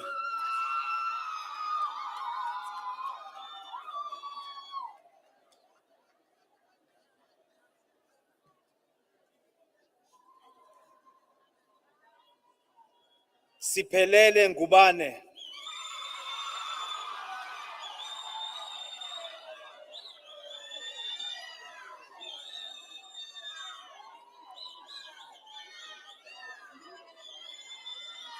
Sandile Praise God Ngwenya.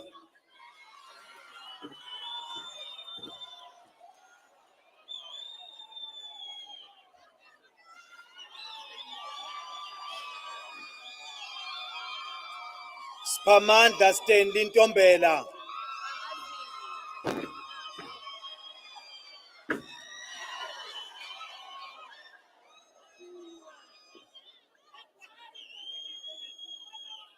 Mthobisi Nyawo.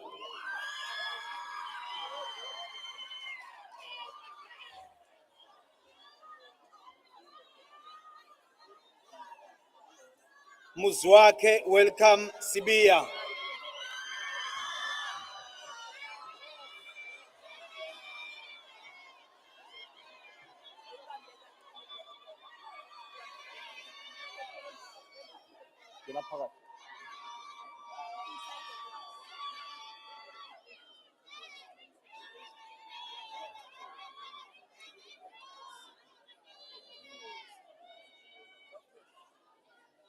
Nozipho Londiwe Sibiya.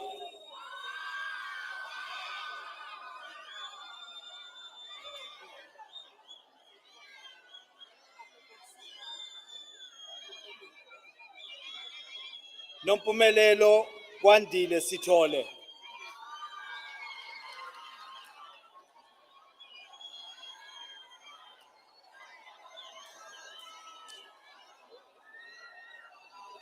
Minenhle Thusi.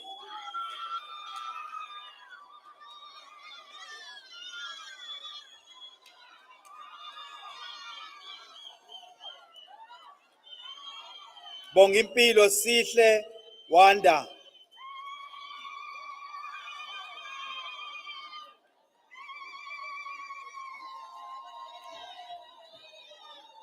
Nduduzo Zikhali.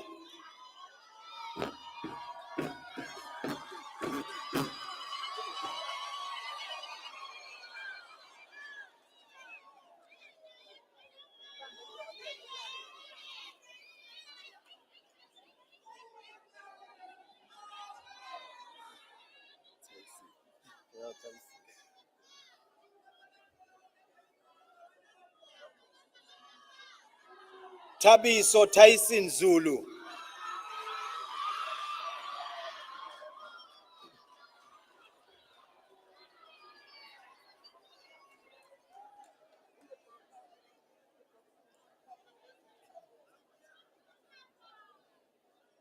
Lusanda Nompumelelo Zungu.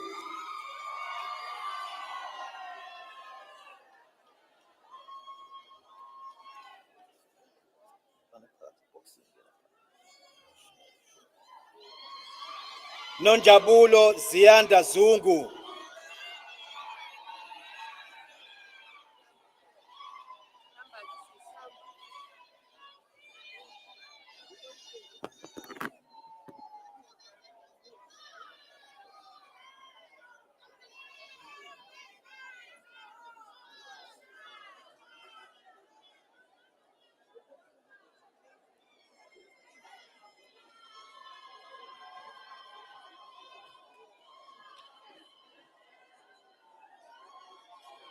Lerato Zintle.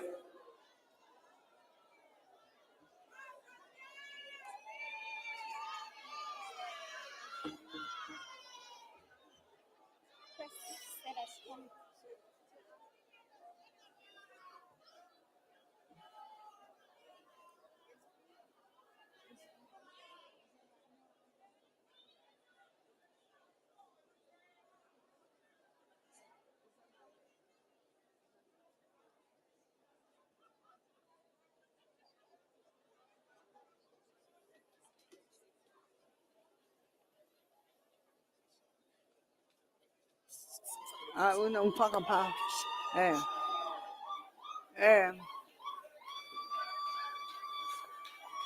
Umndeni ka-Amanda Bhengu graduating posthumously ucela ukuthi ugogo ayithathe ngokwakhe le ngubo bebese bemthengele yona. Sinike lo thuba ke ngoku lokuthi baxole bathathe ingubo zika-Amanda and say congratulations to you. All right. Amen.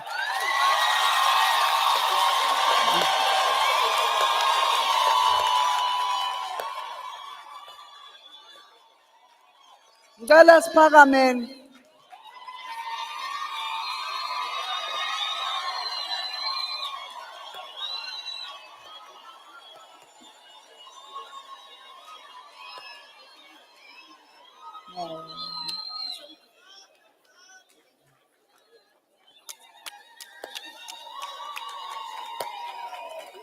Hey, Tlong, ndenza ngomapho.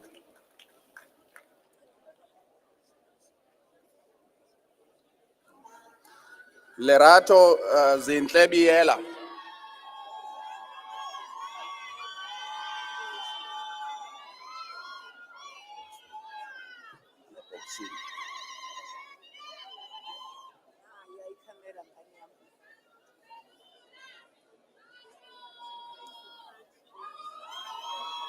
Banelisiwe Ziyanda Blose.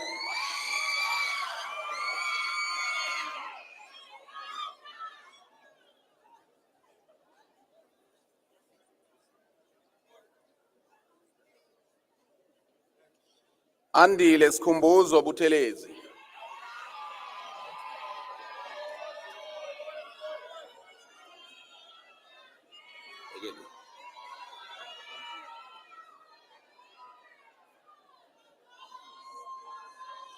Nosipho Buthelezi.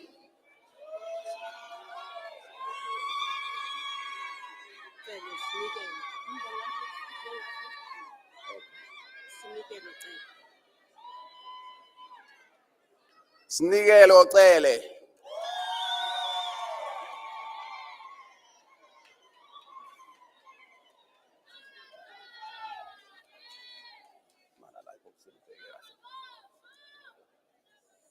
Nonhlanhla Celiwe Dladla.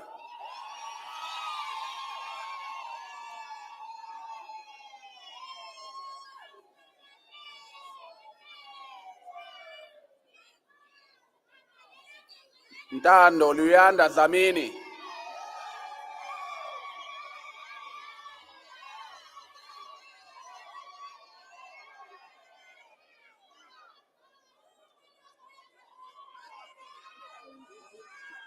Zwagele Surprise Dlamini.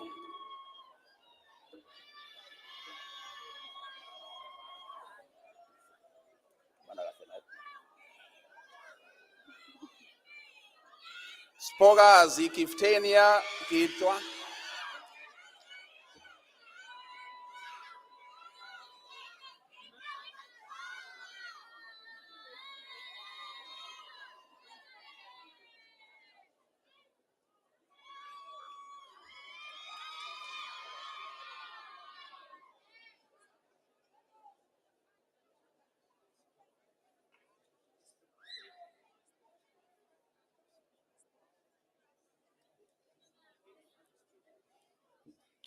Goodness Anele Clean Boy Distinction.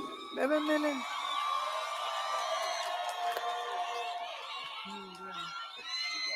Congratulations. Now udiviso okunika ihage distinction.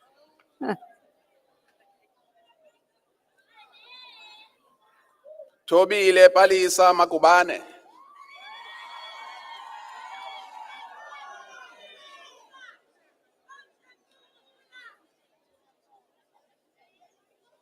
Malibongwe Manqele.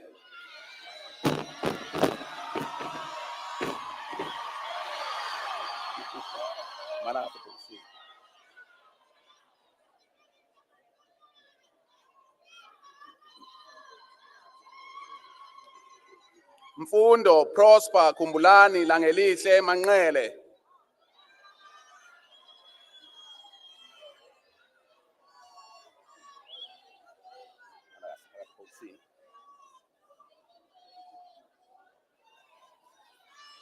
Asiziphanga bongeka Masango.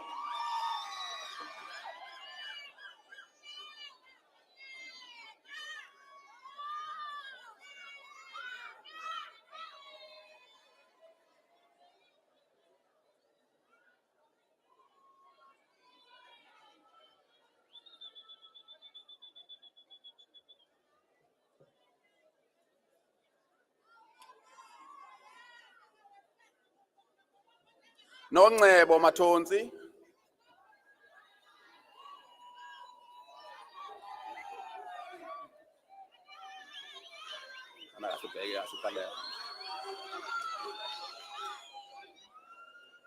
Mthobisi Mbatha.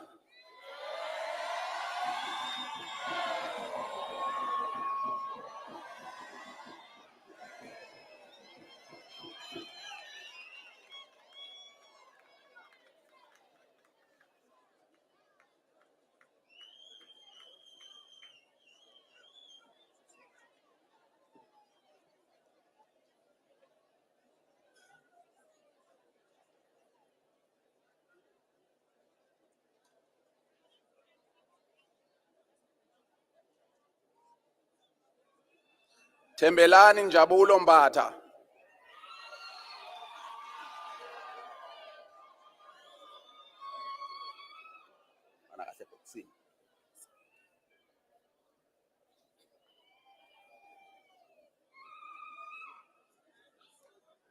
Thandokuhle Mpamali.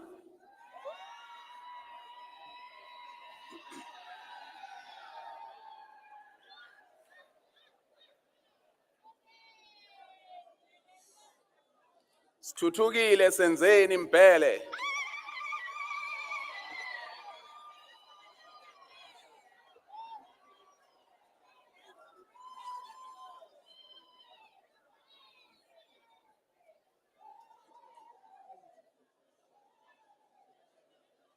Nozipho Nqobile Mkhize.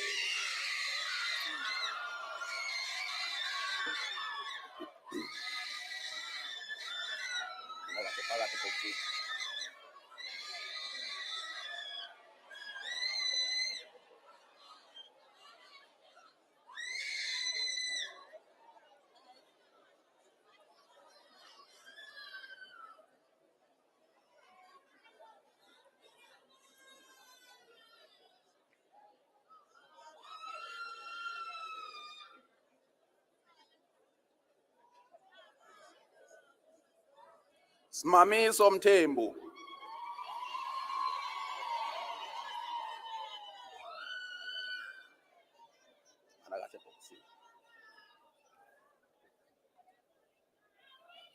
Andile Nombuso Mthethwa.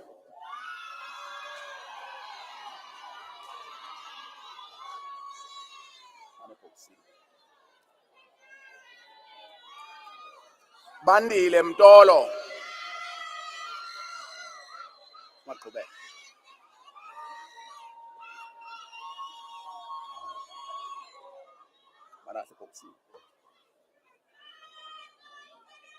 Wendi Sobile Myeni.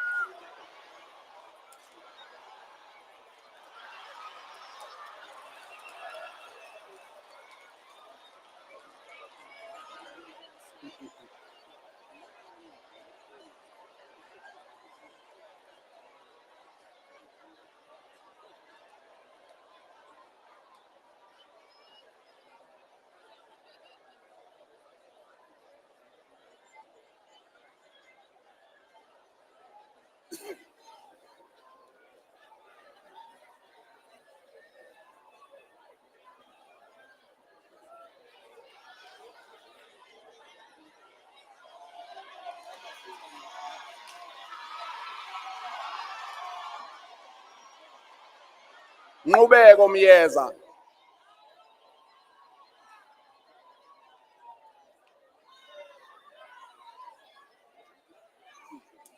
Ufuna ubheke camera.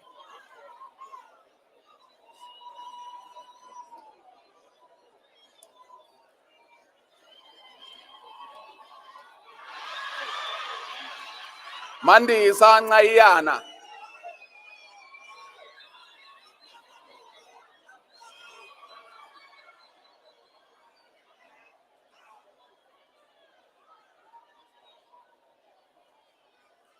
Kethelo Asande Ncube.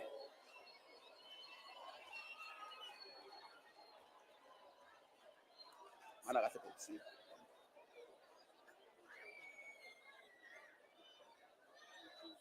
Seluleko Ndlangisa.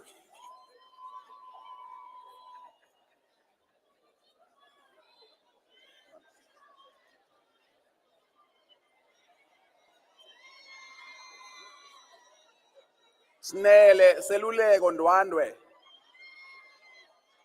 Siyaqhubeka. Mana kahle boxini.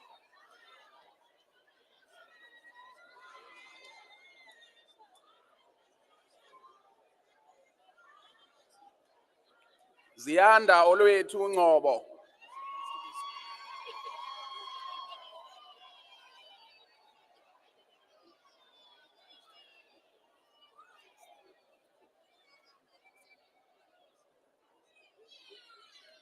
Nobuhle Pretty Ngidi.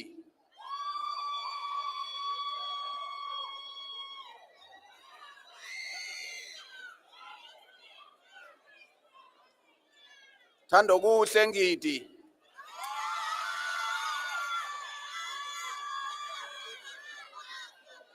Mana kahle phakathi boxini.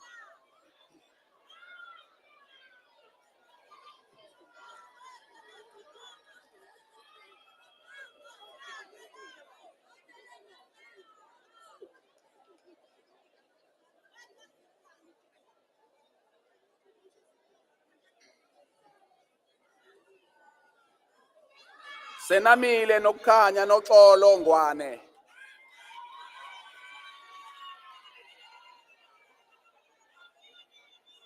Mana kahle boxini bheka ikamera.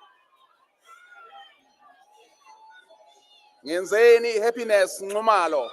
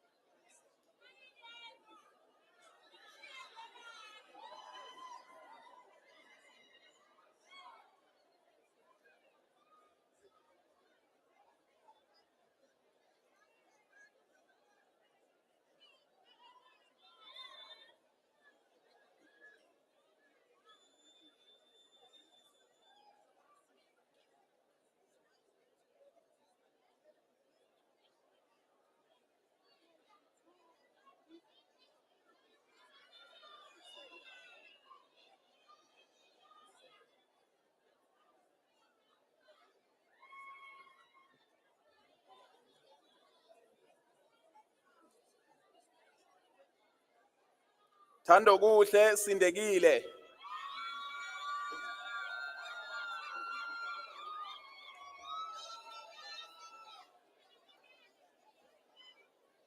Delisile Lwazi Vilakazi.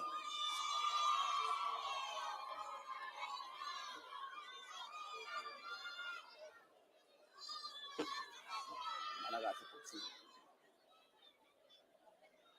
Landiswa Talente Vilakazi.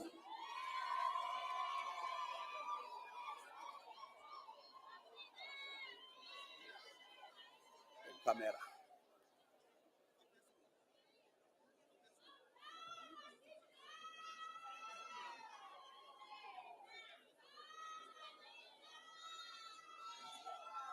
Thabiso Nqobani Zibane.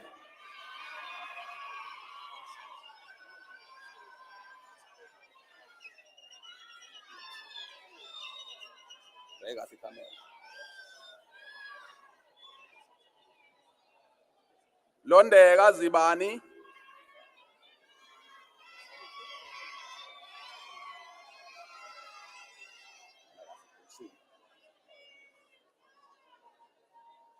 Siphiwo Zakhele Zikalala.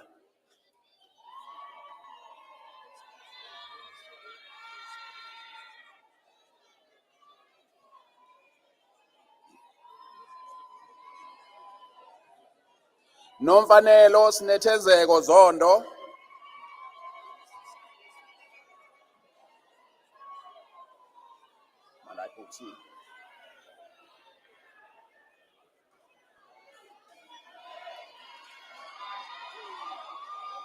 Kwandile Jabulani Zulu.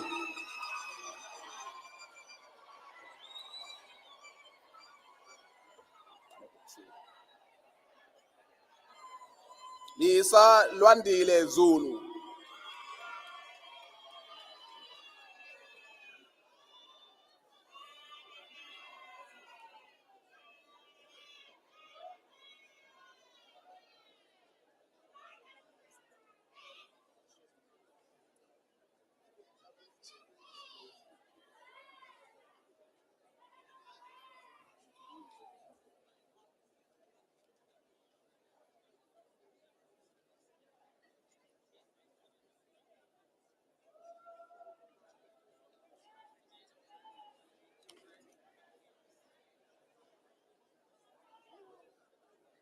Acting Chancellor, I have the honor to present to you candidates for Advanced Diploma in Communication Science. I award an advanced diploma in communication science on candidates whose names appear on the program.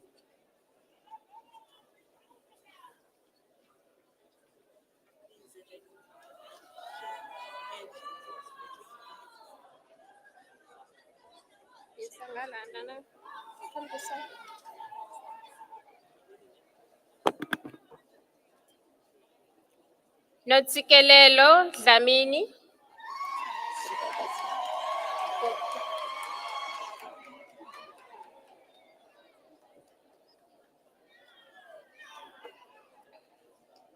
Olwethu Thando Happiness Dlamini.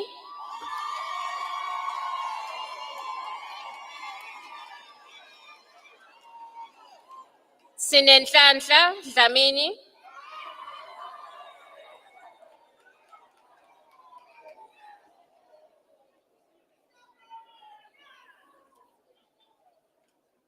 Isaac Luyanda Gumede.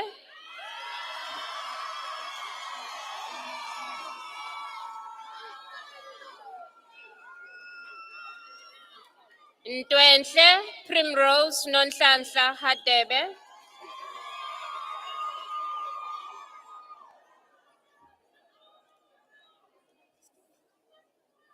Meli Advocate Luthuli Distinction.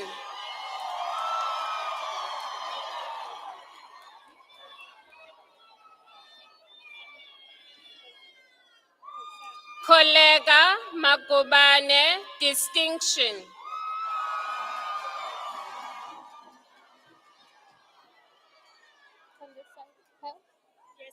This side. Samugelo Pel Majola.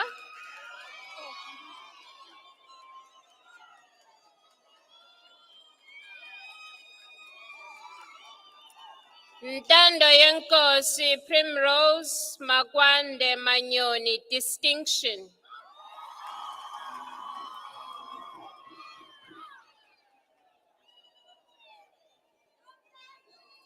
Ntandokazi Priska Mavundla Distinction.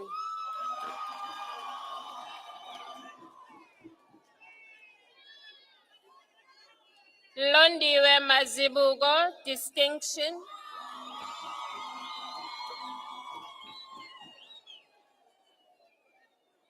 Luleka Sinenhlanhla Mbonambi Distinction.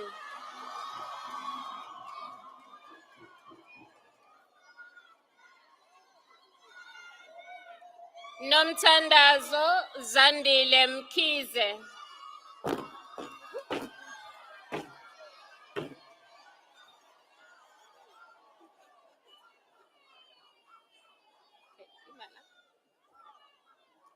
Thandeka Nontobeko Mkhize distinction.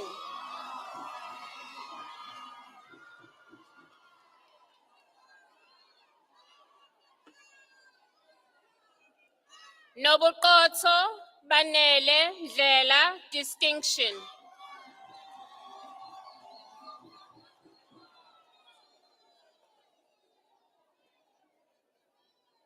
Ndlovu Nkosi namandla lihle distinction.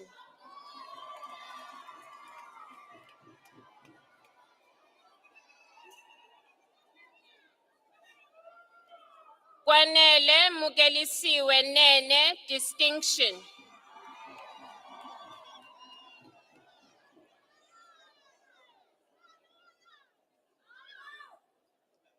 Anele Nokusa Qwabe distinction.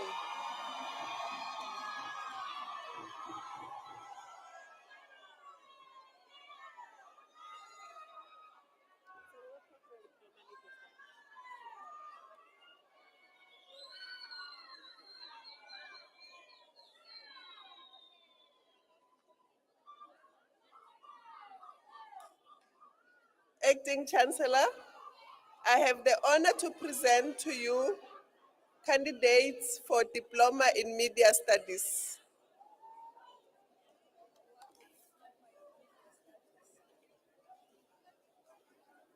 I award the Diploma in Media Studies on candidates whose names appear on the program.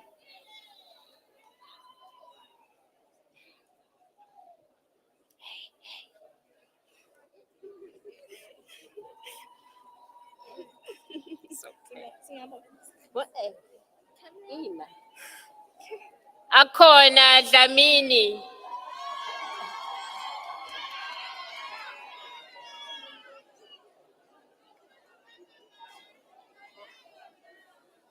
Mxolisi Siphetho Goodman Gumede.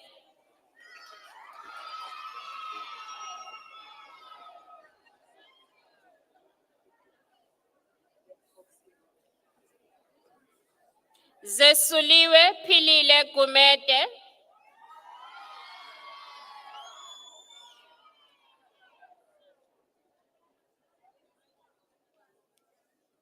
Sinethemba Mandisa Khanyile.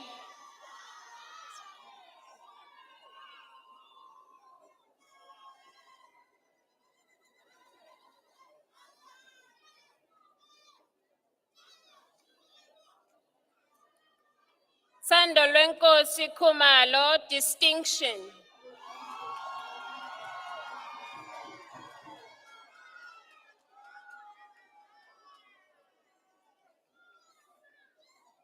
Asanda Malusi Maphumulo.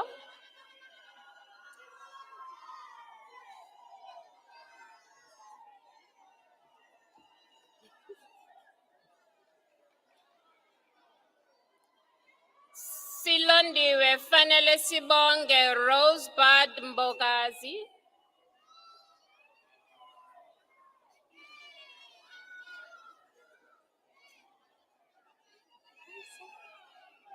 Watch the camera. Esethu Mpolonci.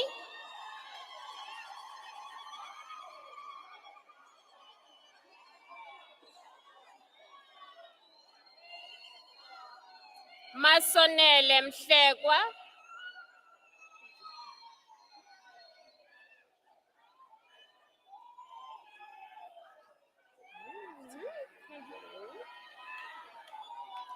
Sisikelelo Sinegugu Mkhize.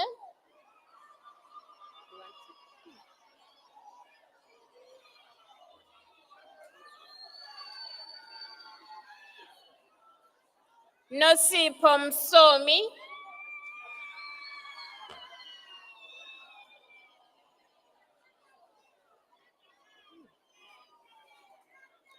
Joyce Mthembu.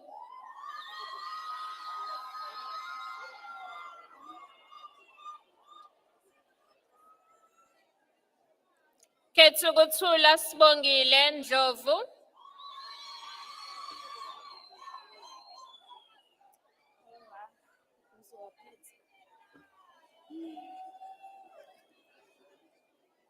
Themba Lamagatsheni, Liberata Ndlovu.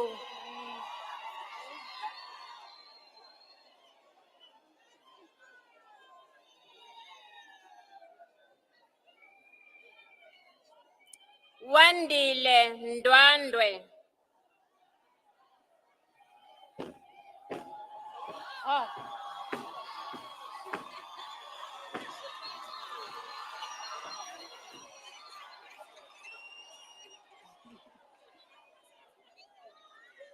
Phiwokwazi Ngwaqa.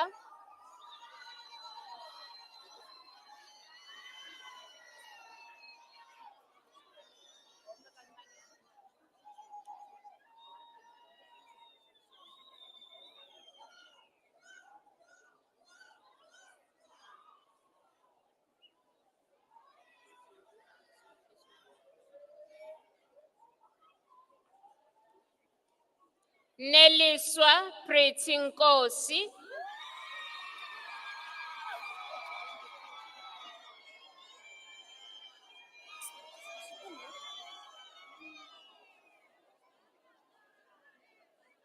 Sithandwa Amanda Anele Sibiya.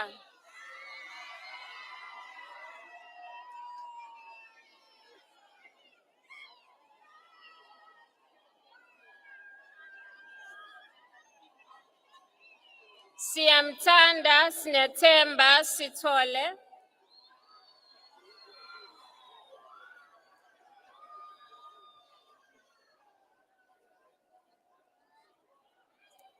Owami Tabete.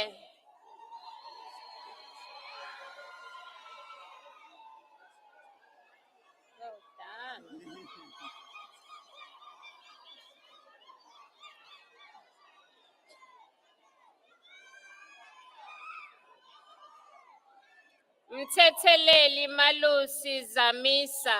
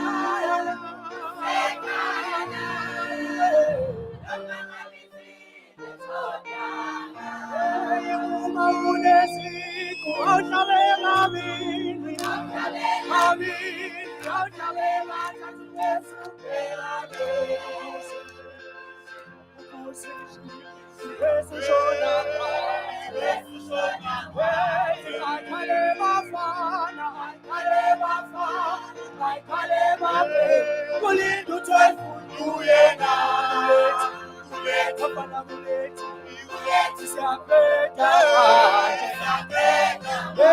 Isapeta manje. Isapeta manje. Hapana buleti, hapana buleti, isapeta manje. Isapeta manje. Isapeta manje. Hapana buleti, hapana buleti, isapeta manje. Mamundo se kaula la mata. Mamundo se kaula la mata. Mamundo se kaula la mata. Mamundo se kaula la mata. Mamundo se kaula la mata. Mamundo se kaula la mata.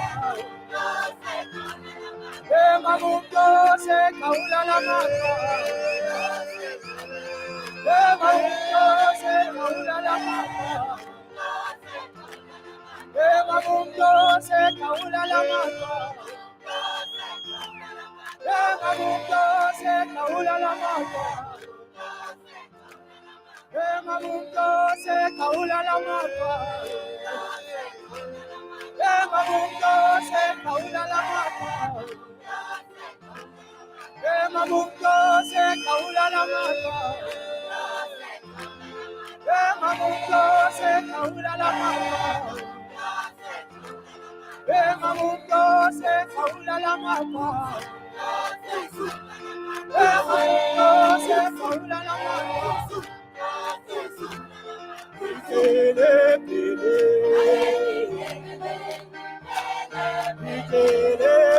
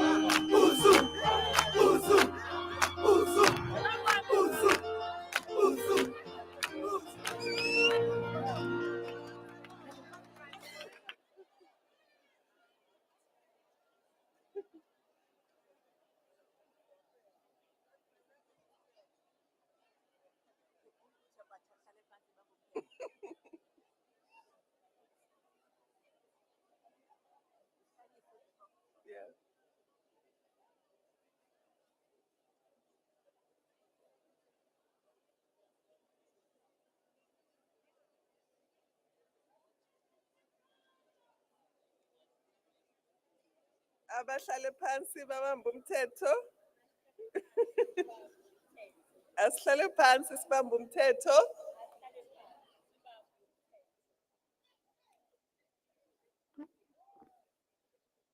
Acting Chancellor, before I present the awards, I would like to take a moment to express gratitude to our Vice Chancellor and Principal, Professor Mtose, for recognizing and rewarding excellence in our students. We have 5 top achievers, which are in the last page of the program.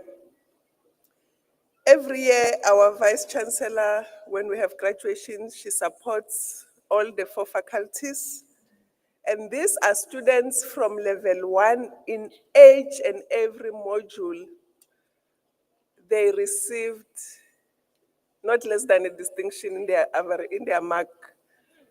So this, in the whole faculty, these are the top achievers.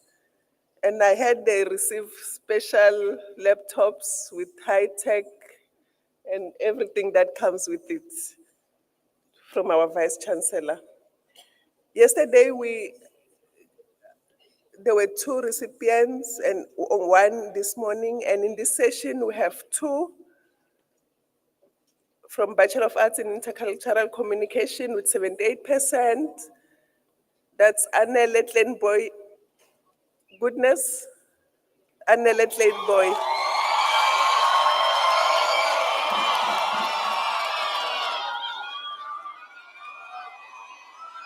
And the second one, in our diploma programs, the highest in the whole cohort for 2024, Thando Lwenkosi Khumalo. Can they come forward?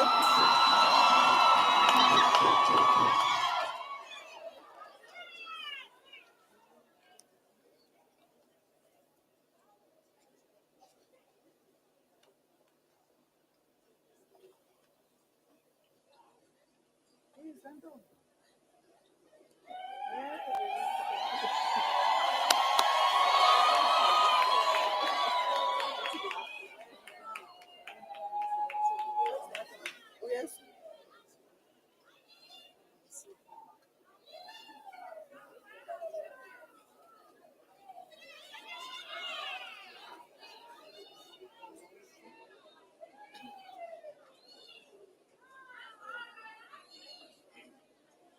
Yes, sir.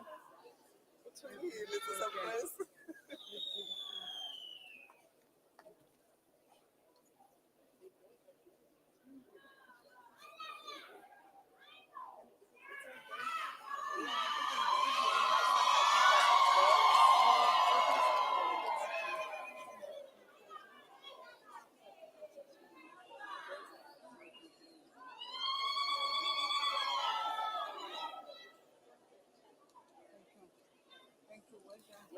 Yes. Go this way. Thank you, BC.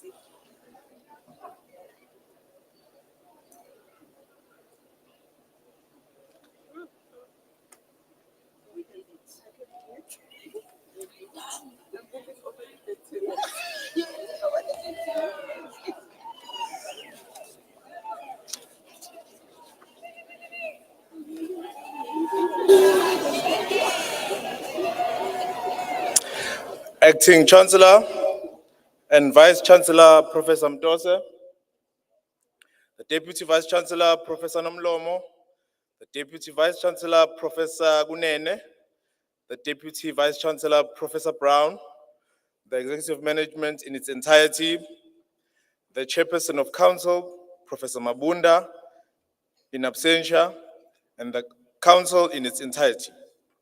Members of Senate, the Chairperson of the Institutional Forum, Dr. Makanya, President of Convocation in absentia, Dr. Nkwanyana, Ingwe engadli ngamabala kodwa edla ngemiyezane ebomvana.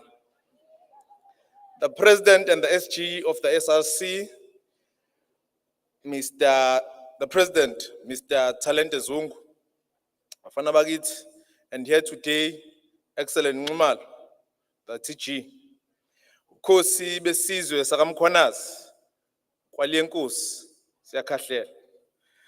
Guest Speaker, Dr. Sibongiseni Mkhize, Mumbo, distinguished guests, academic staff, support staff who have made this congregation logistically feasible and aesthetically pleasing. Graduates osingayi abazovuna izithelo zokulunga namhlanje. And most importantly, abazali bethu abazosibungaza ngempumelelo yethu. Ngenkulu inhlonipho nokuzithoba. Sanibonani. Madam Chancellor, today as I stand before my dearly beloved faculty, I'm very biased, demure, and ngisoshabeni.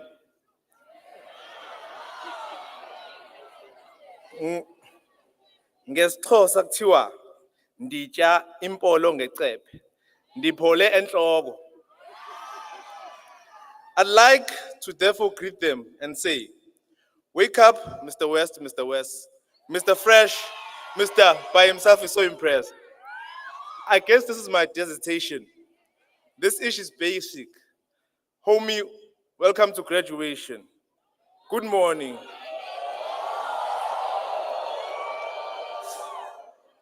Standing before you is Ayanda Lwandile Freedom Zikali, an executive member of the Convocation at the University of Zululand. I have been entrusted by the President, Dr. Nkwanyana, with the responsibility of conveying our message of congratulations and welcoming new convocants to this special elite world. Okokomelen betu. Izponono zetu. We would like to welcome all those who are graduating for the first time to the Convocation and those who continue to engage in vertical upward efforts in the echelons of academia. We are proud to say, well done.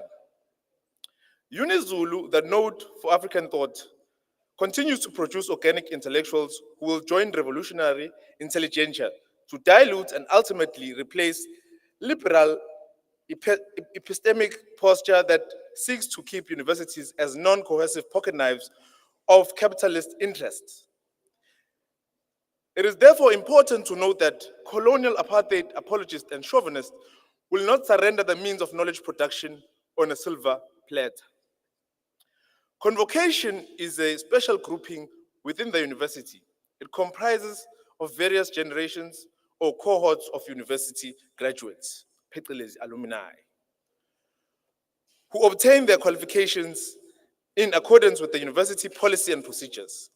This structure plays an integral part in the affairs and governance of the university. As a significant statutory body, Convocation's primary role is to represent interests of graduates and marry them to the progressive developmental goals of the university.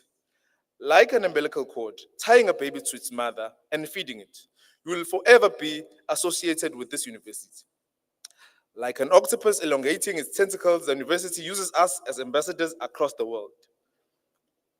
It is therefore important that both alumni and university protect the perceptions and attitude towards this prestigious university. One's attack on this university is tantamount to shooting yourself on the foot. And folding arms during its attack is even worse. Convocation is neither involved in the day-to-day running of the institution, nor well-placed to implement any programs. This includes communicating with convocants and alumni. Convocation mostly collaborates with the alumni relations and other stakeholders of the university. Our prominent strategic objective is to gather alumni support, financial and otherwise, for the university affairs and activities. For any living organism to survive, it needs to, from time to time, reform and reproduce itself to optimum relevance, failing which that organism or institution is doomed, shall perish, and cease to exist. As part of the triple challenges faced by Black people, unemployment continues to plague graduates, and as a result, eqhulwini lalezi nkinga yiyo ezihola phambili. We shall declare war on unemployment. It is on that note that we need to mobilize and coordinate ourselves towards the struggle against unemployment, which is a prevalent phenomenon at this juncture. At this point, we need to assist our graduates by equipping them with the necessary networking platforms, job-seeking literacy, and remove all unnecessary bottlenecks, starting with expediting the process of issuing confirmation letters, so they would hit the ground running in the competitive world of seeking employment.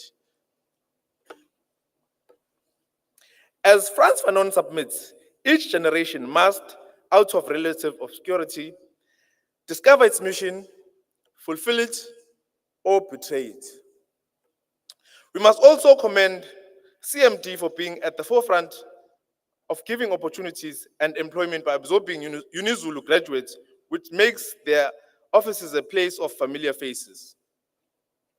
Furthermore, CMD continues to utilize student skills.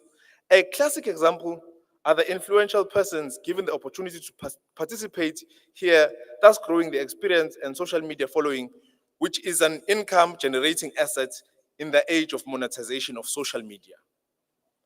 Although still a mystery, I would like to assume that Uzu, our mascot, as inspired by the fish eagle on the UniZulu logo, is also part of that effort. Staying on the mascot, some might see just a bird, but I believe that the whole idea is one that will do wonders for the brand image of the institution, UniZulu. Lastly, I would like to mention and acknowledge the effort made by the institution to assist with addressing historical debt. On behalf of graduates, we would like to say thank you. However, in our collective efforts, there will always be room for improvement. The need for decommodification of education is imminent. No graduate deserves to look for employment without their respective degrees. Esandleni.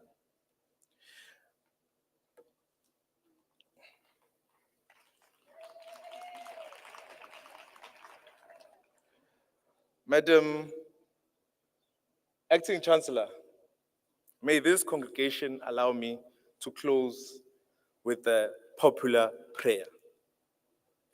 Bambelela mngani wami, sophumelela izwa ngami, lento ngeyethu sinikiwe, sobuya kusasa ngamanye amandla.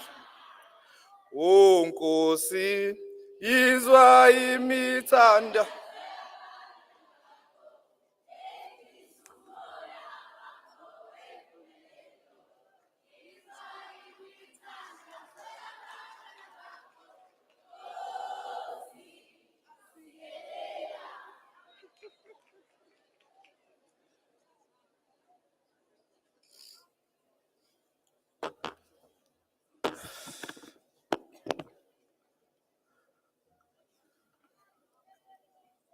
Acting Chancellor, Vice Chancellor and Principal, Professor X Mtose, University Executive Management, Chairperson of Council, Dr. Mabunda, and the Council members as the whole, Dean of Students, esteemed members of Senate, distinguished faculties, proud parents and guardians, beloved comrades who are also graduating, and the most importantly, resilient, brilliant graduates of the class of 2024.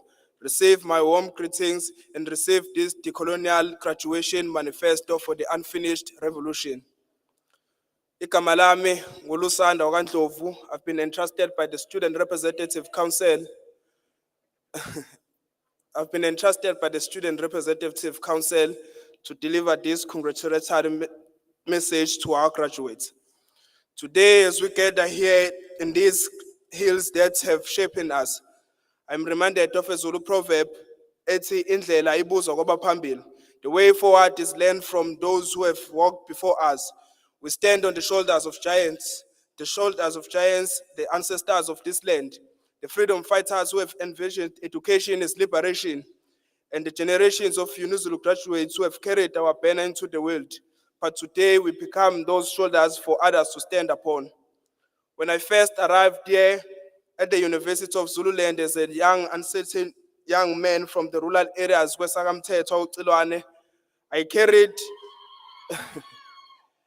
I carried with me all the doubts that our system plants in a black child.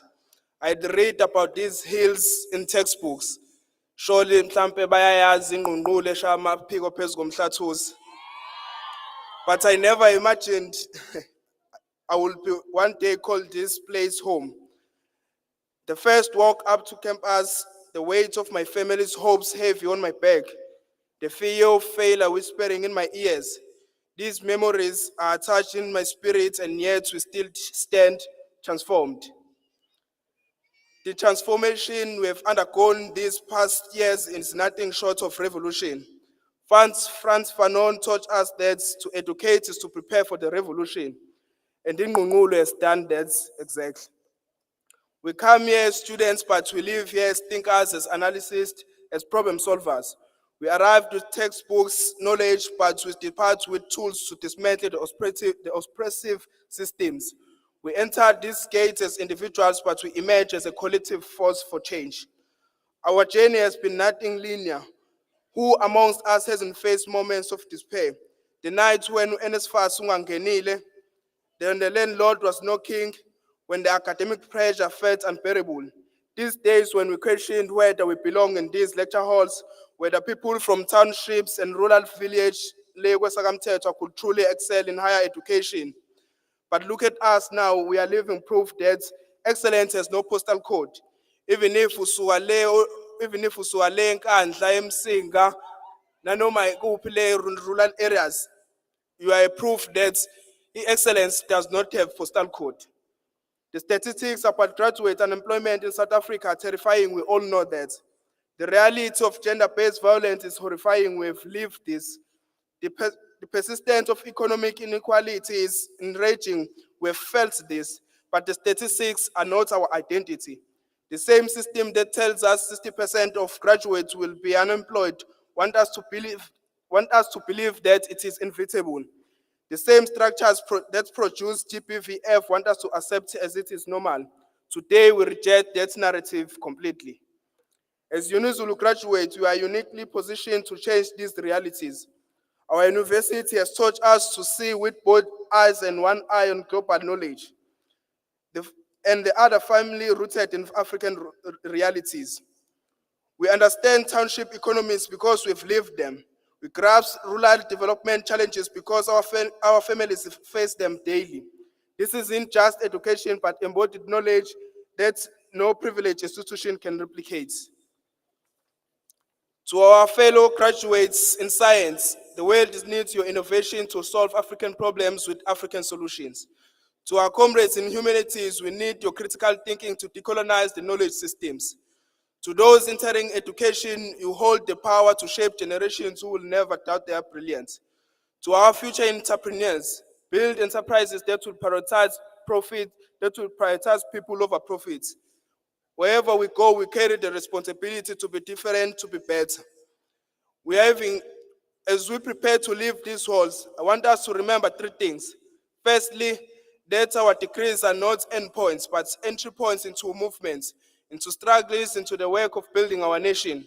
Secondly, we must remain connected to each other because collective power far exceeds what we can do individually. And thirdly, we must always circle back to mentor those coming after us, to invest in our communities, to honor the sacrifices that has brought us here. The hills of Ungo have given us modern education. They've given us identity. We are now ambassadors of a particular kind of excellence that is one community-centered, justice-oriented, and unapologetic African. When we hear University of Zululand, they should think of us, think of graduates who have changed boardrooms and classrooms, who transform policies and communities, who represent the best of what South Africa can be. Sengvala. I return to where I began with the wisdom of our ancestors. Nkosi khandwa ngabantu. A leader is made by the people. None of us got us here alone. Our parents who sacrificed, besifakela imali ukuze sikwazi ukulala sidlile sigqoke sifane nezinye izingane. Our lecturers who challenged us. Our friends urooms okade kuvusa ngo-12 ebusuku ethi funda ukuze ukufike la ukhona njengamanje. This degree also belongs to them. As we step into our futures, let us honor that collective investment by paying it forward. To the class of 2024, the world is waiting. Let us go and show them what graduates of University of Zululand are made of. Mfisa ukuthi nonke menivuka ekuseni ma-graduates, ube ne-energy efana neka uzu. Uthi mawuvuka nje ube ne-energy efana neka uzu. I will ensure ukuthi you will ensure ukuthi yonke into empilweni uzoyi-achieve. Amandla. Siyabonga.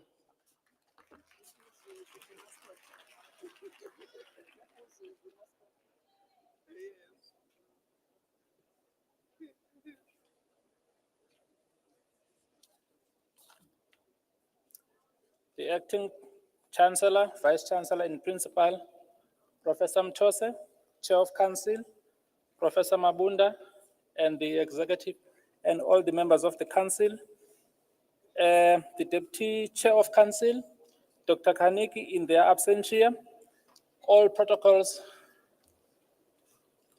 The protocol is observed, I think in interest of time. Ladies and gentlemen, esteemed guests, proud parents and guardians, distinguished faculty members, and most importantly, the graduating class of 2025. Sani Bonani, Dumelang, Molweni, good day to all of you. I'm Dr. I'm part of the executive management of the university. It is with immense pride and heartfelt joy that I stand before you today on this momentous occasion on behalf of the chair of the University of Zululand Council. I extend my warmest congratulations to every graduate crossing this stage today to join a proud lineage of UniZulu alumni who continue to shape our nation and beyond with excellence, courage, and commitment. To our graduates, your journey has not been easy. The pursuit of knowledge demands sacrifices, perseverance, and passion. You have endured long nights, wrestled with doubt, and stayed the course. Today, you reap the rewards of your hard work. You are not just recipients of degrees, you are the torchbearers of our future. This year marks a historic milestone for our institution. For the first time, we are celebrating the graduation of our inaugural cohort of engineering students. As South Africa seeks solutions to infrastructural, technological, and environmental challenges, we know that engineers forged here at UniZulu will be part of those solutions. Innovation will be ethical and be grounded in their values of Ubuntu. Graduates of 2025, as you step into the world beyond these university gates, carry on not just your qualifications, but the spirit of this institution. Carry forward the values of honesty, integrity, and hard work and compassion. In a world that is often uncertain, may you be the steady hands, the courageous hearts, and the brilliant minds that make a difference. Behind each of you stands a network of support, family, friends, mentors, and educators who have guided you, encouraged you, and inspired you along the way. Therefore, I would like to take this opportunity to extend a heartfelt vote of thanks to all of those who have played a role in shaping your academic journey and in bringing this event to light. To your parents whose love and sacrifices have made this day possible, we owe a debt of gratitude to them. To your professors and lecturers whose dedication to teaching and mentorship has ignited your passion for learning, and to your friends and peers whose camaraderie and support have sustained you through both triumphs and challenges, we express our deep appreciation. To the acting Chancellor, Professor Mtose, the Deputy Vice Chancellors and the executive team for their leadership and dedication in guiding our university towards excellence. Your vision and your tireless efforts have been instrumental in shaping the academic journey of our graduates. We therefore extend our heartfelt appreciation to the Office of the Registrar for the pivotal role it played in the successful execution of this year's graduation ceremony. Your efforts behind the scenes created a seamless and dignified experience for our graduates, their families, and all guests in attendance. A special mention also goes to the communication team under the leadership of Mr. Mtambo for the marketing of this event, the planning, and also for its logistics. For the Protective Services Division under Mr. Sistogo, whose vigilance and professionalism has ensured the safety and security of all attendees today. The Information and Communication Technology Division under Mr. Mangi for their technical expertise and IT support in facilitating the smooth running of this ceremony. For the Student Representative Council under the leadership of Mr. Zungu, for your tireless advocacy and support on behalf of the student body. To the campus clinic under the leadership of Sister Msweli and all the medical support staff for prioritizing our health and safety. To the Unizulu Choir under the directorship of Dr. Butelezi, for their heavenly serenades. To various service providers who actually took photos in seconds, and also for batches, the caterers, the McQueen, and the chair hire people. And also the last one is actually the cleaning services who made sure that this hall has always been clean all the time we congregate here. Thank you so much, Acting Chancellor, and thank you so much.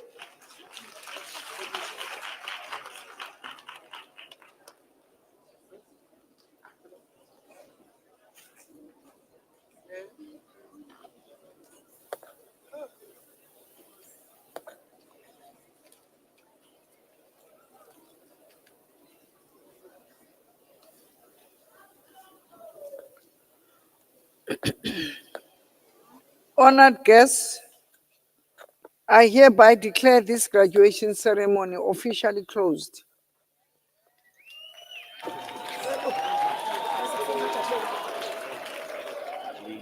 On behalf of the congregation, I thank you for your presence at this ceremony. I request everyone to now stand.